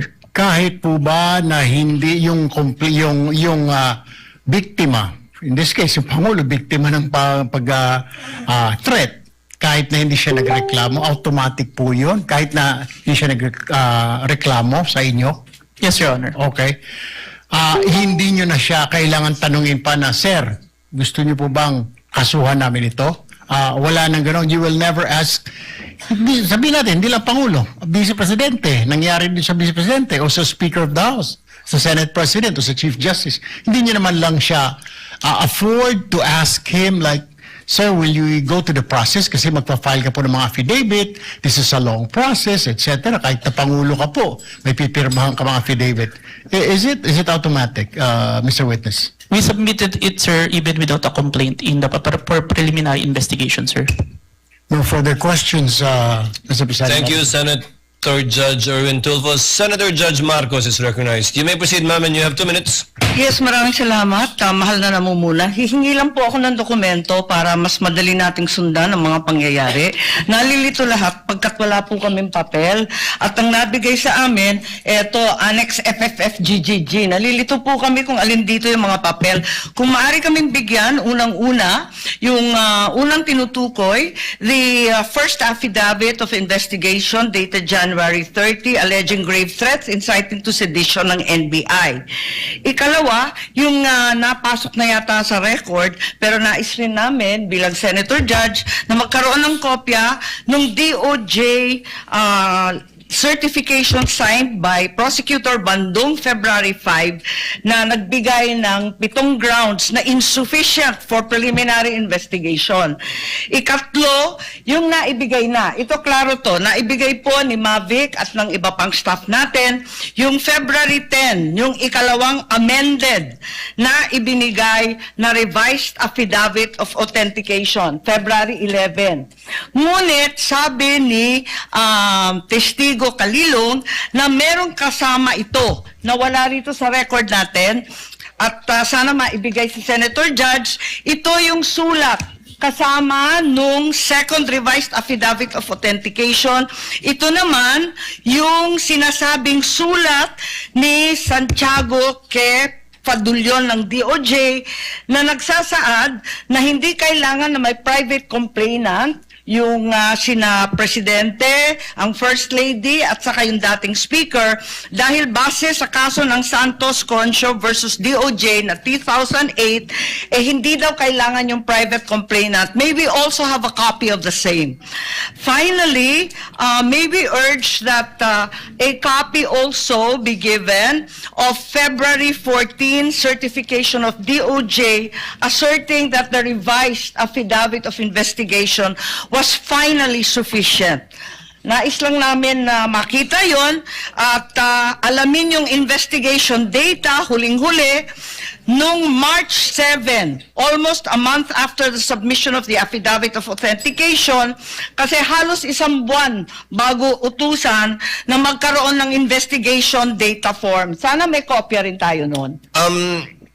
To respond to Senator Judge Marcos, what the court has copies of are the pre-marked documents that the parties pre-marked during pre-trial, but not documents that have not yet been pre-marked. Most of the documents you mentioned that was discussed by counsel for respondent has not yet been pre-marked. They only used it to confront via cross-examination the witness of the prosecution. But the ones we have, we will furnish you with a reminder, of course, Senator Judge Marcos, that these documents have not yet been formally offered by either party, And we still have to await formal offer before the court rules on the admissibility, if at all, of these documents. But we will endeavor to furnish the good senator, judge, with whatever the clerk has. Yes, Your Honor, if I may. we could be provided with whatever the clerk has and adequately identified, not as GGGGG or FFFFF, at sana kung mabuo yung mga dokumentong sinasabi sa lalong madaling panahon. Maraming salamat. We will endeavor to comply as best we can, Senator Judge Marcos. Senator Judge Alan Cayetano, Peram ng GG. what is your pleasure, sir? Mr. President and Mr. Presiding Officer, before I ask to be allowed to ask a question, can I just follow up yung kay Senator Marcos, including the ruling yesterday? Just in the interest of all senator judges being able to follow closely, especially kami sa first row kasi medyo nagkaka-stiff neck na kami. Mahirap tignan yung TV, so baka dun sa Maglalagay na harap. po kami ng TV sa harap ng And lamesa I ng don't know, Council for Parties. I think all of us own a iPad or a tablet. I don't know what the solution is, but if the Secretariat or the Clerk of Court, the Office of the Clerk of Court can work with our staff, just to give you an example for today, no? If you look at the impeachment complaint on page 19, for example, it says that the affidavit we're looking for kanina, footnote number 72, is this one, in the impeachment complaint, no?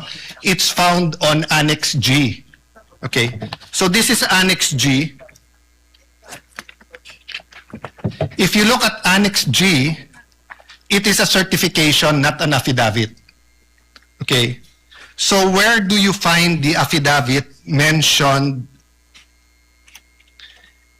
in the impeachment complaint? You actually find it in Volume 14, Annex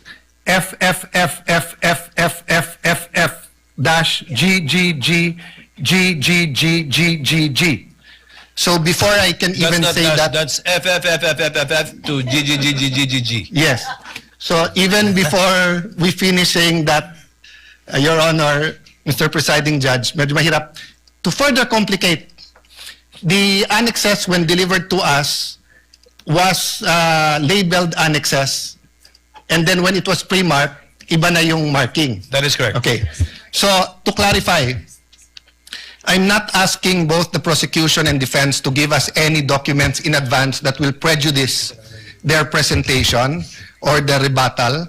I do understand that it has to be offered, but to speed things up and to make sure we understand, in the same manner that they're asking the witness to examine it, maybe we can be given a copy to examine at the same time, whether digital or actual copy. I don't want to impose upon them to print 24 copies. But again, anyway, it's Wednesday. We have Thursday, Friday, Saturday, Sunday for our staff and the clerk of court to meet.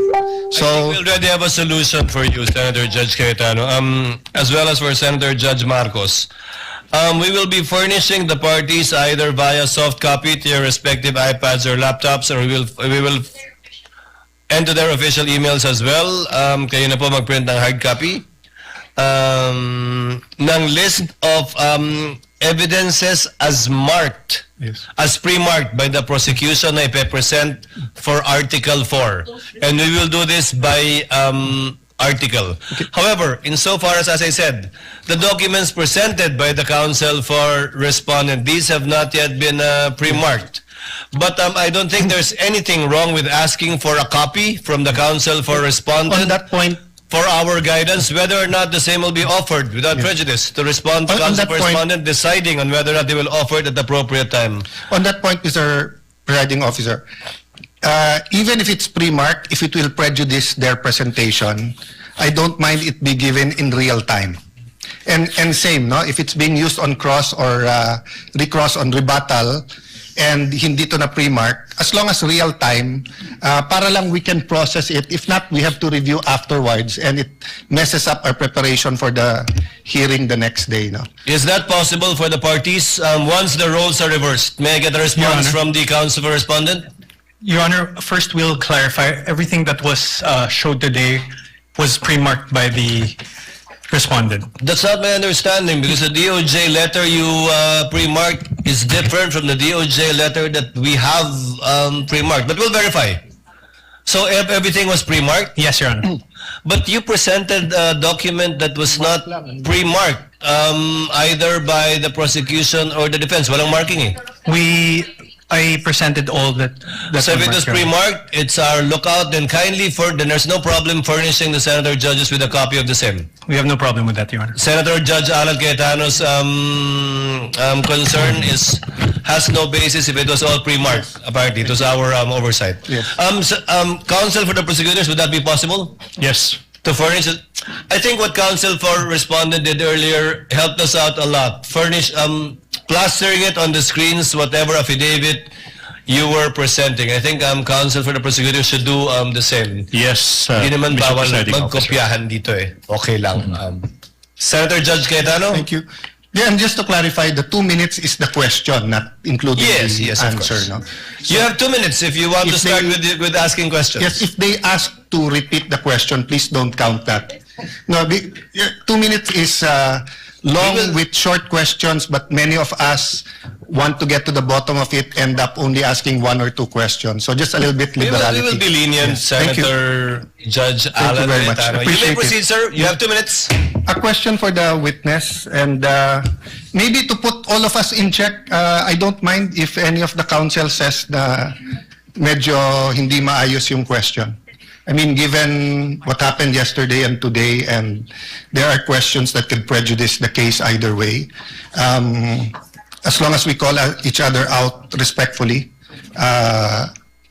to both counsels, you cannot correct a senator judge, but I don't mind if you think it prejudices. That's your duty to your client. Yes, sir. So this isn't the start of the 2 minutes yet.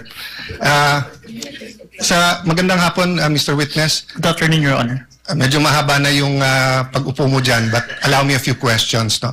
Yung circumstance lang, so paano nagsimula yung investigasyon na na-involve ka? Were you from the start o hindi? At written instructions ba to? O sinabi, oy, may investigasyon tayo. Just konting clarity, paano na-umpisa yung specific investigation?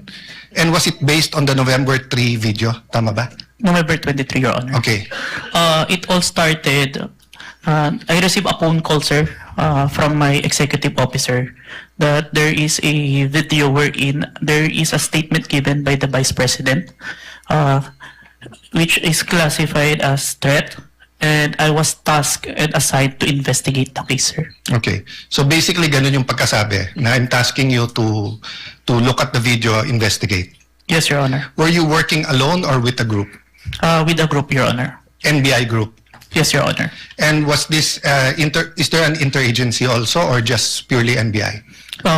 Don't have personal knowledge. Maybe our chief, sir, has the knowledge on that, sir. Yes. No, that's all I asked for naman, yung personal knowledge. Yes, Your Honor. So, pakiulit mo yung sinabing, how exactly sinabi sa'yo na tignan mo yung video, imbestigahan mo, or may statement? So, to be specific, sir, as far as I remember, may statement si Vice President regarding the November 23 press conference na kung saan may pagbabanta na naganap, pakiimbestigahan. Pakiimbestigahan. So, ganun ka-general. May Yes, pagbabantang naganap, pakiimbestigahan. Yes po. And you proceeded by watching the video. Yes, Your Honor. And when you watched the video, you got to the part na may pagbabanta. No, Your Honor. I first don't know which part of that. So you watched the whole video, of course. First, the clippings, Your Honor. Okay.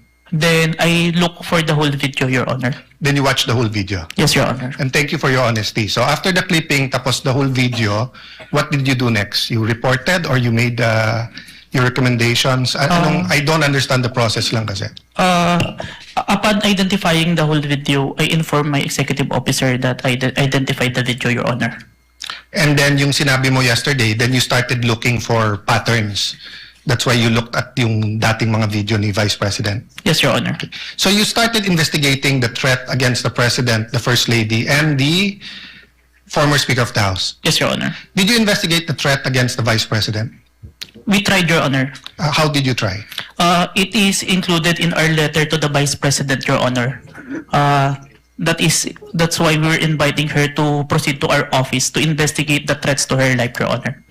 How about the vlogger who asked her about Oplan or whatever they call that Romanov? Did you invite them? Yes, Your Honor. And did they testify? The Princess Maui did not appear, Your Honor. Did not appear. Did you also look for previous videos that are threatening to the Vice President? We look on the Romanov part, Your Honor. Okay. But we identify a different person who first mentioned the Romanov, Your Honor. Did you coordinate with the PSG? I have no personal knowledge, Your Honor. You yourself? Yes, Your Honor. Maybe our chief, Your Honor. Yeah. But you are aware that the primary responsibility of protecting both the President and the Vice President is the PSG?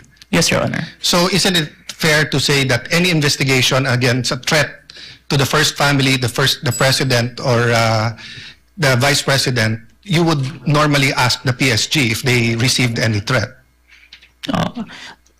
I have no personal knowledge, Your Honor. No, I'm asking, hindi ba normal sa investigation kung sino yung primary agency na taga-protekta na lumalaban dun sa threat ay tatanungin natin? Yes, Your Honor. So bakit hindi tinanong ng NBI ang PSG? Or in your case, why didn't you ask the PSG?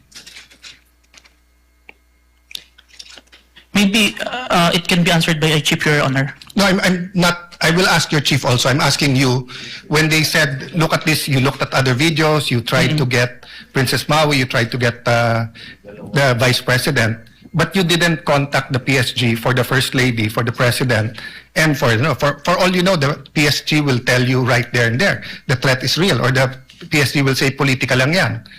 Diba? Both the Vice President and the President are protected by the PSG. So why wasn't, so nakalimutan lang or wala sa procedure nyo, or?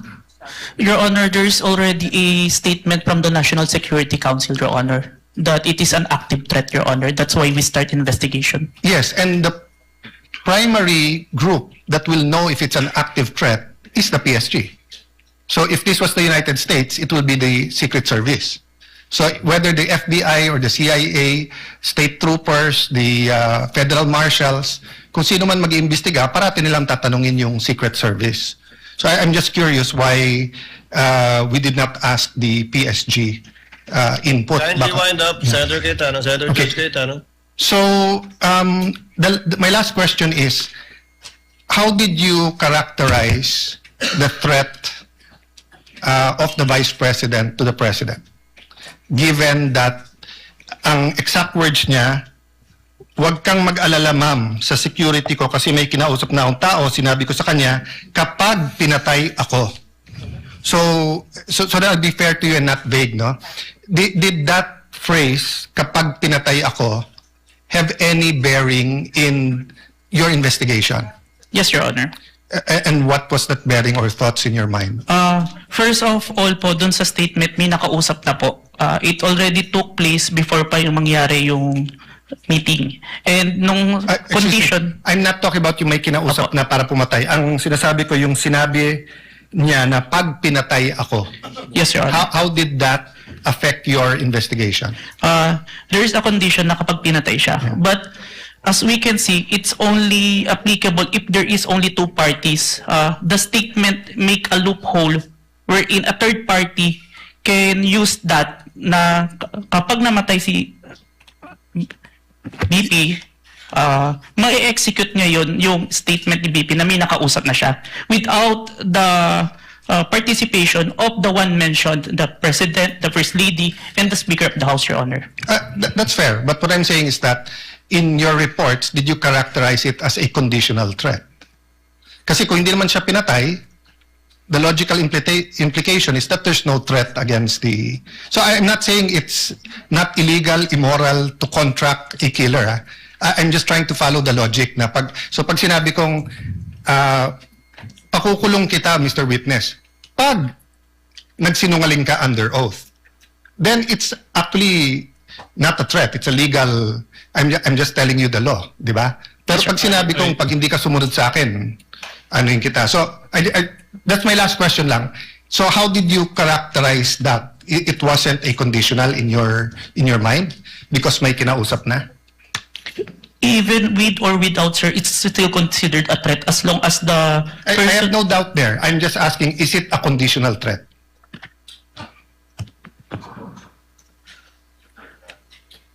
Based on our affidavit, sir, I believe it's conditional, which...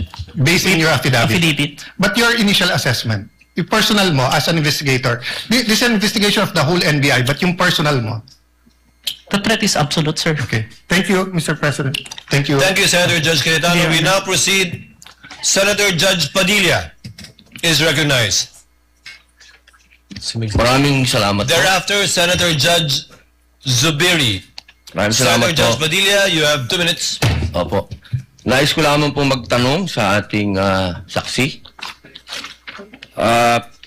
Ginoong saksi, kanina po kasi habang nagkakaroon ng pagdinig, ako po'y laging iistorbo dahil tuwing may itatanong, mag-o-object, medyo magulo po eh. Pwede po bang sagutin po ninyo ako dahil noong pong February 5, ang sabi po dito ay insufficient po yung na hindi dapat makarating na sa preliminary investigation. Tama po ba? February 5 po yun? May certification, sir. Yes po. Opo. Tapos nung February 14, naging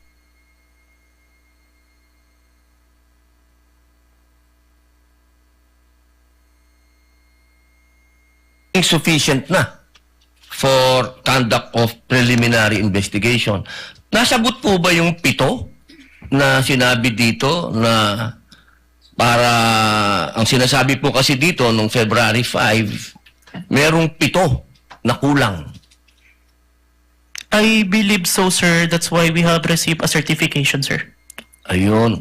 Kasi po, parang narinig ko kanina, hindi po naibigay yung original copy nung sinagawang interview kay Vice President Sara Duterte. Yung original po, na kopya, kung sino po yung nag-record. Wala po kayong affidavit? Meron po ba kayong affidavit na nakuha nyo? Yes, sir. Ako po yung ang inire-request po ng DOJ dyan is affidavit po nung nag-screen record, which is my affidavit, Your Honor. Meron po siyang affidavit? Ako, sir. Ako po yung nag-execute, sir. Hindi po yung mismong tao? Yes po. Ang hinihingi po kasi ni DOJ is kung sino yung nag-screen record through OBS, sir. Hindi po yung mismong tao? Yes, Your Honor. Kayo lang po yung nag-affidavit? Yes, Your Honor. Pero meron po kayong pagkakataon ba na nakausap niyo yung tao at nagbigay siya ng affidavit? May I clarify, Your Honor, if sinong tao yung tinutukoy? Yung nag-record po. Ako po yung nag-record through OBS, sir. Hindi po. Yung mismong nag-record po kay Inday sa Vice President. Nakausap niyo po ba? Yung raw file po. Kasi napakahalaga po nun. Kasi doon po natin malalaman kung original ba o hindi. The video itself, sir, is publicly available. That's why I performed the recording, sir. Opo. Pakisagot na lang po, mahal na saksi, kung nakuha niyo po ba yung original. Yung original, hindi po yung galing sa internet. The original, no, sir. Yun lamang po. Maraming salamat po. Thank you, Senator Judge Padilla. Senator Judge Zubiri, you are recognized, sir. You have 2 minutes. Maraming salamat to our presiding officer. Magandang hapon po, Sir Witness. Good afternoon, Your Honor. Afternoon. Gusto ko lang magtanong, clarificatory questions lang po ito. Dito ba sa ating bansa, dahil tinatanong ko po ito sa inyo, dahil kayo po investigating body, sa ating bansa, meron bang specific law pagdating sa mga banta sa Pangulo, Pangalawang Pangulo at kanyang mga successors? Or yan ba'y pasok lang sa grave threats, which is applied sa lahat? Applicable sa lahat ng tao? Based on my personal knowledge, sir, it's only on the grave threat, Your Honor. which is applied to everyone, if I'm not mistaken. No? Kasi sa batas sa Amerika, sa Estados Unidos, meron po tinatawag na number 18 under the United States Code, Section 871. There is a specific law na pinagbabawal po itong mga threats to the President, Vice President, and its successors. May jail time po ito at may fine na malaki. As a matter of fact, dito sa panahon ni Pangulong Trump, marami na po silang kinasuhan at hinabla at napasok sa kulungan dahil sa paglabag nitong batas na ito. At Secret Service po ang sumasagawa ng investigasyon. Sa atin ba dito, ang NBI ba ang nabigyan po ng kapangyarihan para gawin itong investigasyon under your new NBI code? Under our law, sir, the new NBA law, included po yung investigation to the threats to the life of the President, the Vice President, the Speaker, the Senate President, and the Supreme Court, sir.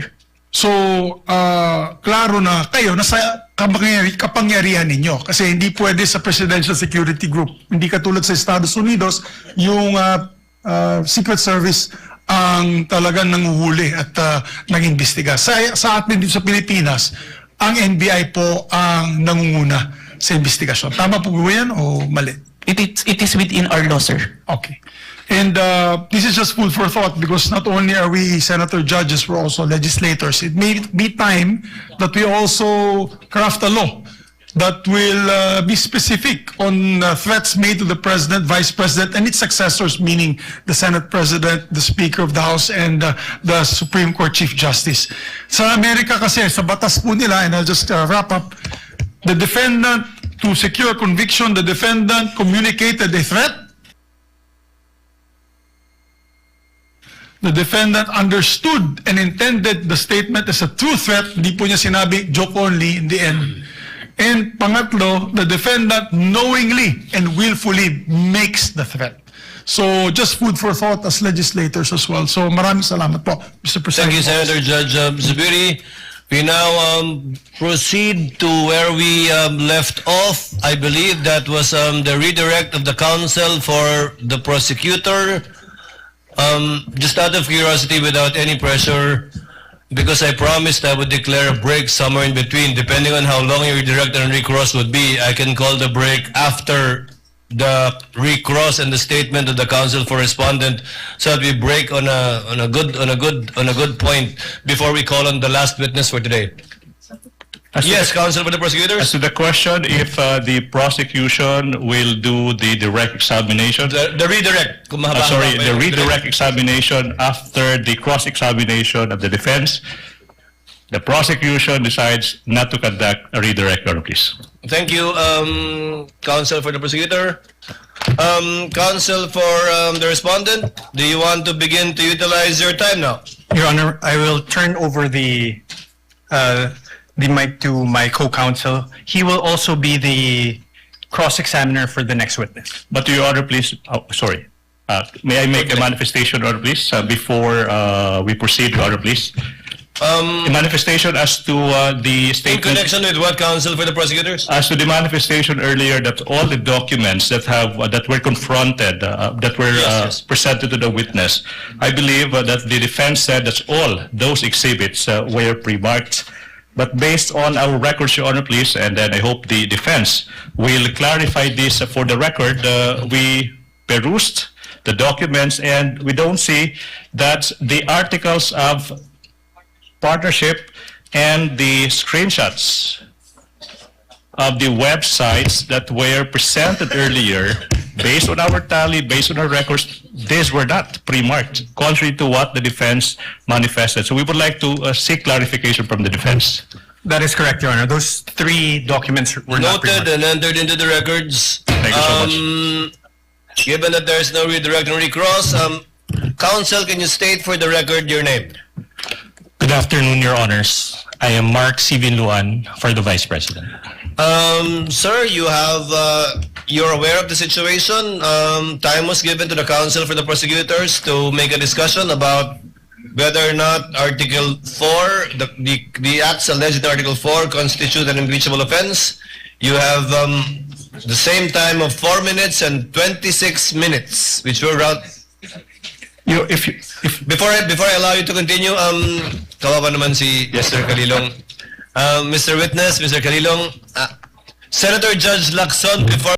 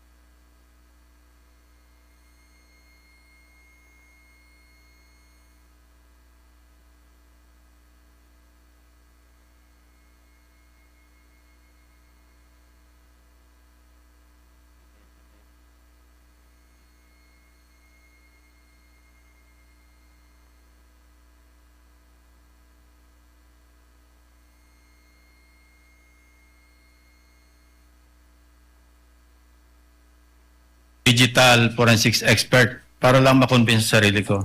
It's almost generated video from the original. Almost impossible. Yes, Your Honor, it is hard, Your Honor. Yeah, very hard, di ba? Very difficult. So, kasi ito, impeachment trial, ano? Kasi sa court, ginagamit talaga yung expert testimony ng digital or computer forensics expert. Now, you may or may not answer this question kung classified, ano? Gusto ko lang malaman, ano ba yung digital forensic tools na ginagamit din sa NBI? Currently, I'm not familiar. But during the time na nandun po ako sa Digital Forensic Laboratory Division, meron kaming in-case forensic, Celebrite, and Amped Authenticate, sir. Amped Authenticate, sir. Ang balita ko, yung AMP 5 or AMP Authenticate, di ba? Amped Authenticate, sir. Ito yung ginagamit ninyo. Ito, capable ito na magsagawa ng reverse image, photo or video, di ba? Yes, Your Honor. Okay. Ito ba yung ginamit mo? For this part, Your Honor, the OBS only, Your Honor. Bakit hindi nyo ginamit ito? The duration is too large, Your Honor, the 2 hours. And the Amped Authenticate can only detect if there is a inconsistent FPS, Your Honor. Yeah, kasi kaya ako tinanong yun dahil una-una maraming para mag-adhere na magamit sa korte, no? Likewise sa impeachment court. May mga requirements, di ba? Sinabi mo kasi meron kayong open source, di ba? Yes, pero sir. ang pinaka-importante yung chain of custody, of course, yung provenance. Yes, Your Honor. Yung original na pinanggalingan. Yes, Your Honor. Ang sabi mo, pinanggalingan lang Facebook. The Facebook was captured, Your Honor. So, hindi yun ang original, di ba? The screen recording is the original itself as to my authentication, sir. Yeah, and you can attest sa authenticity ng video. Yes, Your Honor. In spite of not being or not having originated from the original.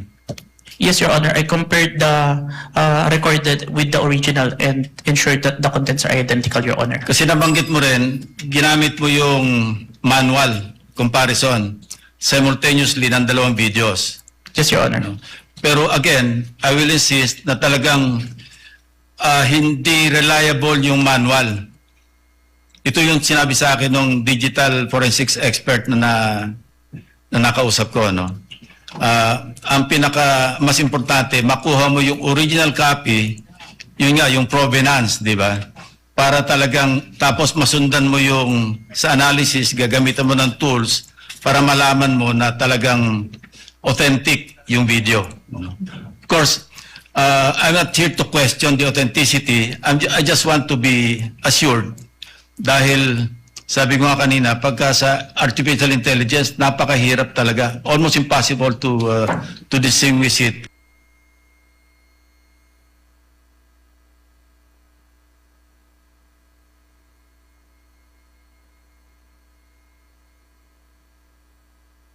From the original video or yung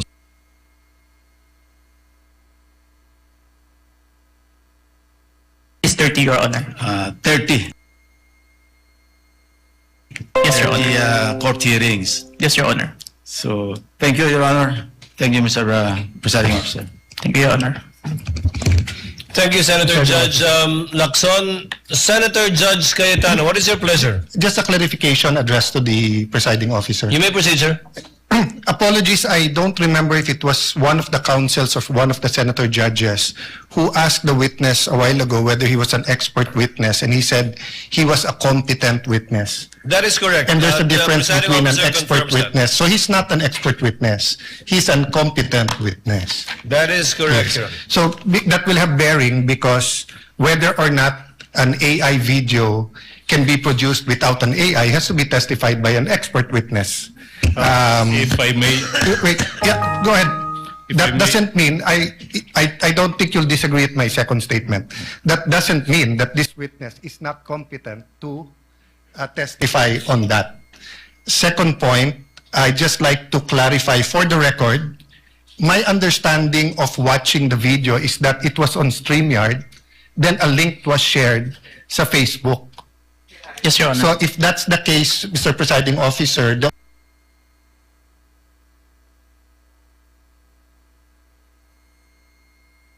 original video is with StreamYard, not with Facebook, or are both original? It's Zoom, Your Honor. Zoom? Yes, Your Honor. I was informed StreamYard, but just for the record, so that later on when we review everything, someone testified to it. Duly noted. Yeah, thank you. Duly noted and entered into records. Mr. Vinluan, you have your 4 minutes and 26 seconds. But we cannot use the seconds in our timer, so just look at the clock, sir, please. Your Honor, please. Before we... Yes, Mr. Kalilong, you are excused, sir. Thank you, Your Honor. And thank you for your time and cooperation with this impeachment court. Thank you so Thank you, much, Honor. NBI Senior Agent John Mark Calilong. Thank you so much. Hold on, Mr. Kalilong. Yes, Senator Judge Padilla, what is your pleasure, sir? Ginoong tagapamahala ng hukumang ito, nais ko lamang po sana hingin ang mga credentials ng ating saksi kung paano po lahat ng kanyang certification, lahat upang mapatunayan po natin lahat na It's ready. The witness testified to it earlier, but kindly respond to the question of Senator Judge Padilla. Mr. Witness. I have here, sir, my certifications during the time of my investigation, Your Honor. Can you, mahaba ba? I can read, Your Honor. Mahaba ba, hindi? ibigay na lang po siguro sa Kindly atin. just submit it to us, yes, please? Opo, Yes, submit sir. na lang po. Thank you, Your Honor. If that is okay with Senator Judge Padilla. Thank you, sir.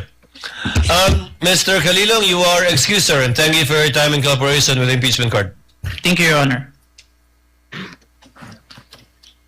The presiding officer will just wait for the witness to leave the premises before recognizing Attorney Binon. Okay, Attorney Binon, you have 4 minutes and 26 seconds. You may proceed, sir. Thereafter, we will call for a 15-minute break.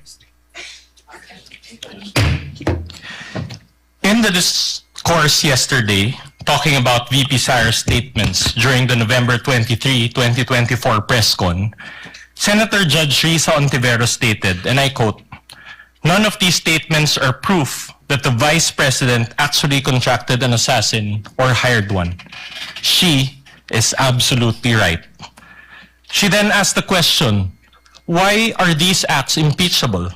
To this question, the prosecution responded, we understand that these statements may not actually 100% prove that she in fact contracted an assassin, end of quote. Hence, the prosecution admitted that the video does not prove any fact other than its existence.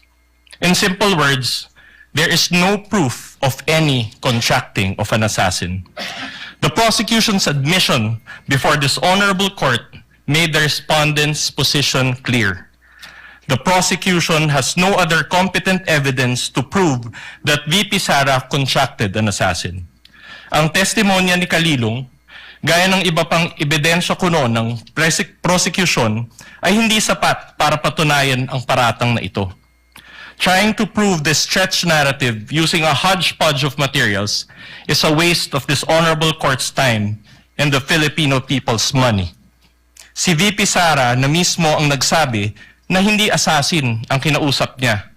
This term only came from people who took her statements out of their proper context and tried to exaggerate them for what they really meant. The truth of the matter is this. She and her family were threatened. And while her response was unconventional, it was justified. What triggered her response was a question about Operation Romanov, which is the plot to eliminate VP Sara and her entire family. The NBI's own records prove this. In the minutes of the meeting of Dempsey Reyes' interview, he said, and I quote, may press con kasi earlier than that, sabi niya, parang hindi lang niya gusto daw, sabi lang niya, gusto daw siyang patayin daw, according to her, ni Speaker. That was during a press conference the day before, November 2022. End of quote. During the virtual press con, Princess Maui mentioned Operation Romanov again, and even warned her about her safety. Reyes talked about it, Princess Maui reiterated it, but the NBI gaslighted it. When VP Sara uttered those words, she was not responding as Sara Duterte, the vice president, but Sara Duterte, the wife, mother, daughter, and sister, who only sought to protect her own and her family members' lives. Operation Romanov is in place, and the threat against their lives is real. VP Sara became the target of unauthorized intelligence and surveillance operations by government operatives that exposed her family to high-level risks and security threats, thereby causing intense trauma and uncontrollable fear. Her homes in Davao and Manila were profiled, and this is proven by classified casing reports. Her trusted security personnel were removed. Her schedule of official functions, like the one in Naga, was leaked by intelligence agents, and her security was heavily compromised. In sum, the prosecution was right in using the term culmination. But the prosecution's interpretation is wrong.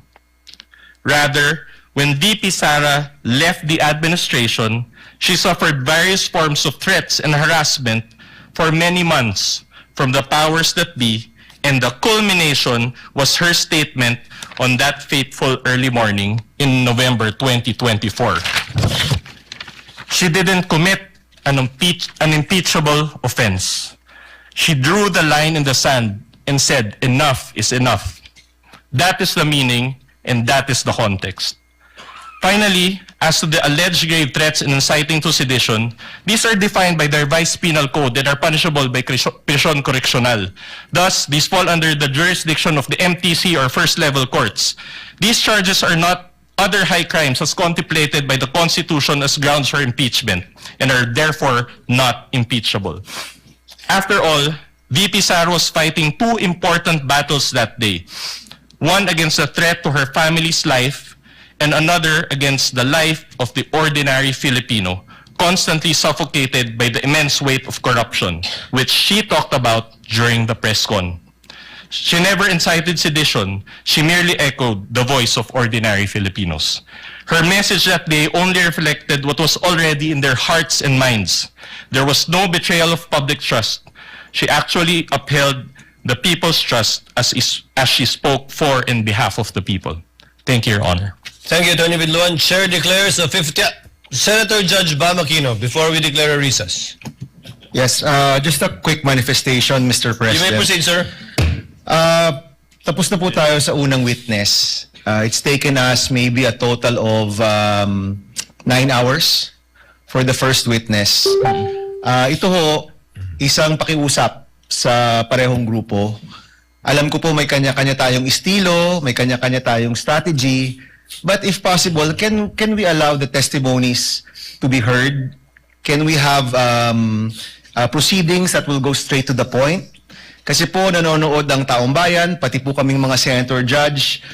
Gusto rin ho naming makita itong mga proceedings, yung mga ebidensya na mas madali ring maintindihan. So ito naman po, di ho namin pwede itong idikta sa inyo.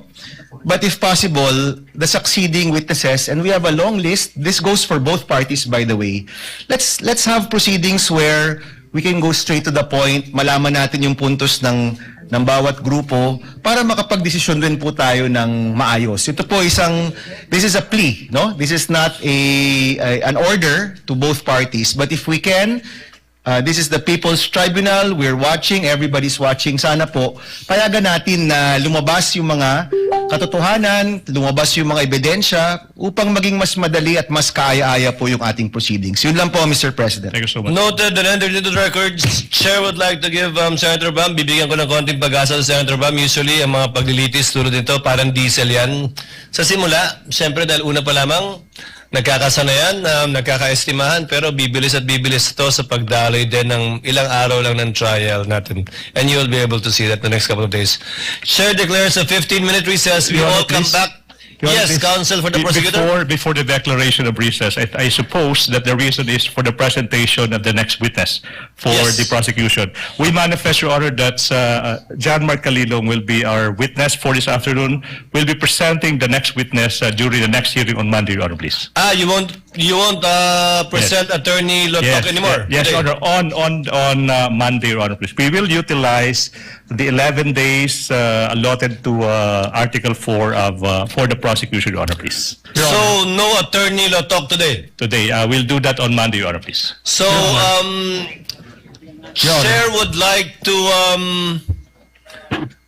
I guess there's no need to declare a recess, Yes, Your Senator Honor, Judge Lacson. Thank you for that manifestation. Yes, counsel for the respondent. Your What Honor, do you want maybe to say? just clarified if Attorney Lotok is the witness on Monday because they had already disclosed the witness. I was about to ask that question. Yes, Your Honor. Attorney Jeremy Lotok will be presented On by the Monday? prosecution on Monday, Your Honor, please.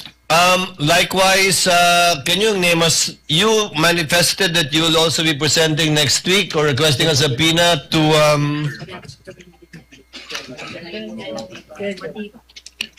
yes, to Attorney Lopez and Attorney Director Matibag. That would be Captain Belinda Bello, Your Honor, please, and NBI Director Matibag. And then Lotok first. Lotok, Your Honor, please, and then Matibag. And then we'll disclose on Bello, Your Honor, please. Captain Sergeant at Arms. Belinda Bello of the House of Representatives, Your Honor, please. So those two witnesses. Yes, Your Honor. We have 3 days, counsel. No. Wait. Name me one more. Okay, that would be NBI Director Matibag, Your Honor, please. Given the manifestation of the counsel for the prosecutor, Chair hereby orders the issuance of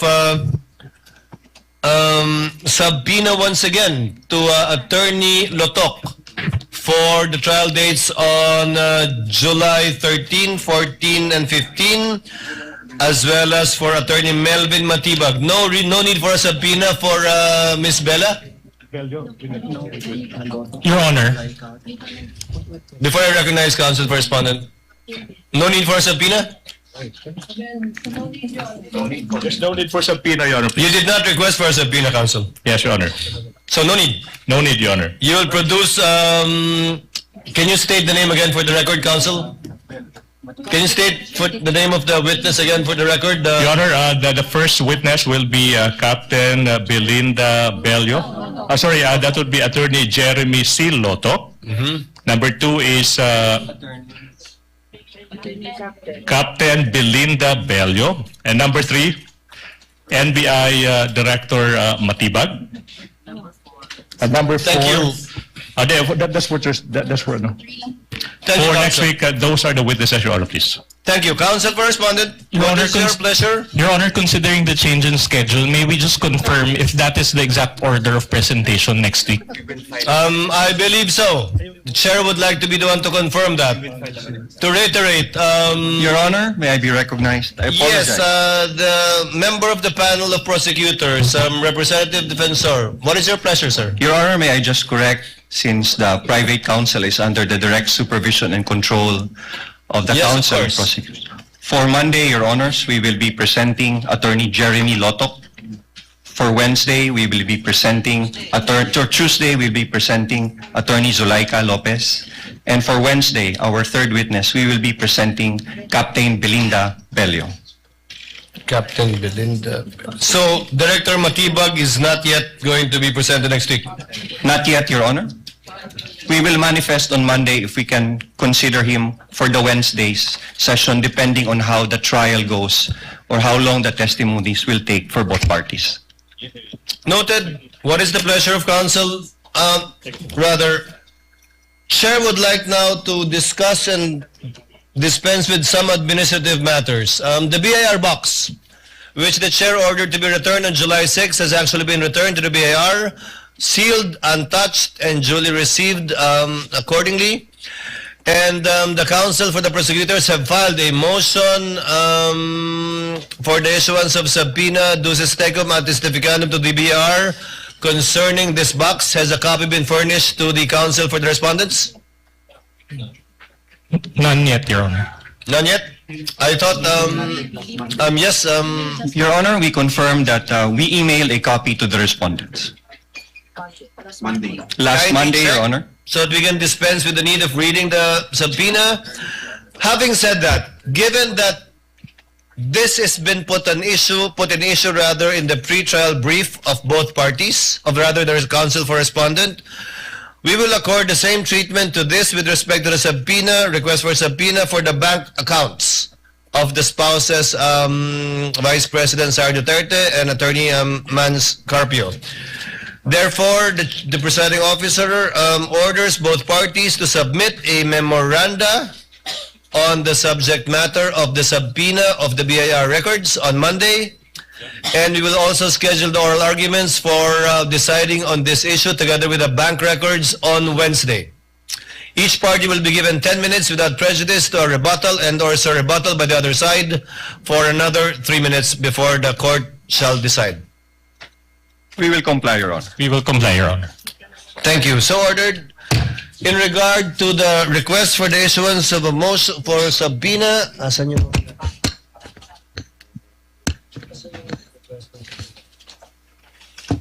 May I ask if counsel for the respondents were likewise furnished with a copy of the request for subpoena, although this is ex parte because this is only with respect to witnesses. So there is no need to issue a subpoena to Attorney Melvin Matibag for next week. Honorable Defensor? No need? No need, Your Honor. So just Attorney Zulaika Lopez? Yes, Your Honor. Chair orders that subpoena be issued to Attorney Zulaika Lopez to appear on July 13, 14, as indicated by the counsel for the prosecutors, given that on the 15th, we might be arguing on the bank deposits and the BIR documents. We submit, Your Honor. So ordered.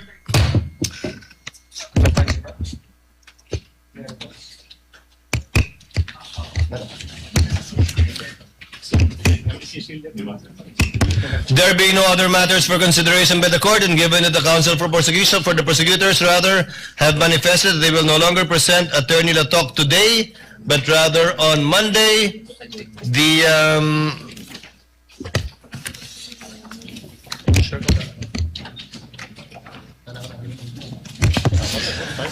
the trial is hereby adjourned until 2 p.m. of Monday, July 13, 2026.